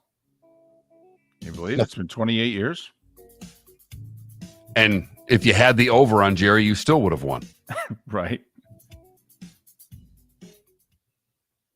You've heard folks elsewhere mock Florida is gonna Florida. Well, Mark Miller sees it differently. He calls it the good, the bad, and the ugly. What you got, Mark? For the good, we go to Massachusetts, where David Mansa, 71 years old. He is a veteran of our military, and he wanted to raise some money for Tunnel to Towers Foundations, which supports first responders and military personnel. So he decided to take a walk at 71. Not much of a hiker, so he thought he would take on the Appalachian Trail. In a little more than 4 months, he did the 2,200-mile-long trail from Georgia to Maine, doing 10 to 12 hours a day. Pretty impressive. For the bad, we go to Colorado, where at a driving school in Colorado, Learn to Drive is the name of the company, one of their instructors drove one of their cars right through the front windshield. Police took photos of the Hyundai with just one rear wheel still not in the Learn to Drive building. Thankfully, there was only one minor injury. And for the ugly, we go to Pittsburgh, where a woman abandoned her 7-year-old French bulldog in a Pittsburgh airport parking lot after being unable to bring it on a flight. She didn't have a crate for her Frenchie, so she was told she wouldn't be allowed to have the dog on the plane. She pleaded, tried to get a boarding pass for the pup as an emotional support pet, but was not available to. So instead of not getting on the plane, she left to go on vacation and left the dog in the parking lot. You are a pile of crap human being. And that is the good, the bad, and the ugly on today, August the 9th, 2023. 3 afternoon baseball games. One of them, the Marlins. Not quite a mighty nooner. It's a 12:30 tilt in Cincinnati against the Reds. Big game. Marlins trail the Reds and the Cubs by a half a game for the final playoff spot. Not only that, remember, we don't have one-game playoffs anymore. What's tiebreaker? Head-to-head. So key game, Marlins, Reds, 12:30. Rays in action tonight, 6:40, I believe, hosting the Cardinals. Bullpen day, I believe, for the Rays. You are correct in that. Houston and Baltimore, the other big series, continues as well.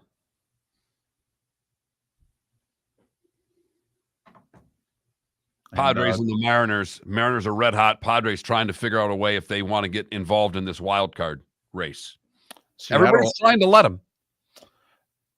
Seattle only 2 behind Toronto for the final spot in the American League. National League all jammed up. Some separation right now going on in the American League except for Seattle. Preseason football tomorrow. So still baseball only tonight. And I don't believe Inter Miami is playing until Friday. I think Messi's next match is against Charlotte on Friday. So you don't even have that tonight. It's another Netflix night. Might be Hard Knocks on HBO, The Quarterback on Netflix, or the Manziel documentary, something. By the way, so my parents are coming to town on Friday. You know what they tell me? Hey, Friday night, we got to watch the Inter Miami match. Some bar that's going to stream it. Didn't you tell them you've already taken their Apple Plus and you can just watch it at your place? Well, I mean, that certainly is an option, isn't it? I think it's going to be the only option. I think you could drive around all night Friday night and not find a bar that has that option. No, I think there'll be at least like a Duffy's or something. Okay. I mean, it's only the biggest athlete on planet Earth. Right. Right. And they don't have to pay the $10. When you're a bar or an establishment, I believe you pay a lot more for it. If it's the same way DirecTV was, my guess is you're paying a little more unless they're pirating it, which they could be. We'll see.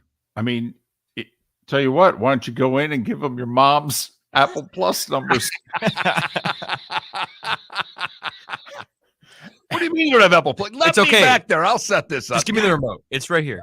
Tell you what, I'll make a deal with you. I'll give you the numbers. If it works, you can use them for the rest of the year, but we're on the house tonight. What do you say? Oh, Felipe would trade his mom's Apple Plus password for a free meal. He's not above that. He's got to sign out afterwards. How many years did you use my ESPN sign-in for originally? At least 5. Maybe longer. Yeah, even Danielson used it for like that long too. Yeah, that was before ESPN Plus was showing anything. You just had it for the articles at that point. Right. I just read it for .com. Right. But, there was the occasional insider in which you're like, oh, I'd like to read this. Moulton, what's your password again? So, yeah, they're a little better at keeping track of that stuff now. We have a poll question up. It's regular or double stuffed Oreos. It's that simple. I imagine that I'm going to get destroyed on this one. You better lose. That's all I have to say. And I'm fine with a 51-49 squeaker. I can't lose this one. This would crush me. Would literally destroy my faith in like Western civilization as I know it. If we like cookies over cream. Basically what you're coming down to. When you can have... You want a bowl of cream or would you like a cookie? I'll take a cookie. I would like a piece of cake, please, with as little icing as possible and as much cake. Must be a moist cake. That's basically the equivalent. Is this too much icing? As a matter of fact, it is. That's a lot. I don't know if I can eat all that. Okay. What are you, 6? When it comes to my Oreos, right I am. I want more frosting. When it Can I have comes- some frosting with my frosting? And I'm not a dessert guy either. But apparently a frosting guy. Think about all the times we've eaten. How many times have I ever had dessert? Never. No, we're more multiple appetizer guys than we are Totally. dessert people. Right. I'd even say no to dessert if you made it at your house. I'm just like, no, I'm good. No, I don't want to offend you or anything. But can you pass the prime rib over? I need another couple pieces. Yeah, exactly. You're going to have that damn cake. I need more meat. What do you mean you're going to feed your child? Okay. I mean, I can't have that. Remember to sign up for the Fantasy Football Summit. Think about it. If you sell it out, we don't have to talk about it anymore. This coming Tuesday night, 7 o'clock, the Crown Plaza Bell Tower. Go to floridasportsnetwork.com to sign up. Your chance to win your league. Dr. Roto giving you all of his little secrets, tidbits, sleepers, deep dives into the draft with Dr. Roto on Tuesday night. Sign up now, floridasportsnetwork.com. The very first one of these we did, Mahomes had played one game, and Roto told the crowd, I am putting all my fantasy leagues in the hands of Patrick Mahomes. Everybody was like, oh, wow, really? He said yes. Ladies and gentlemen, once again. Yeah. Hi. Excuse me.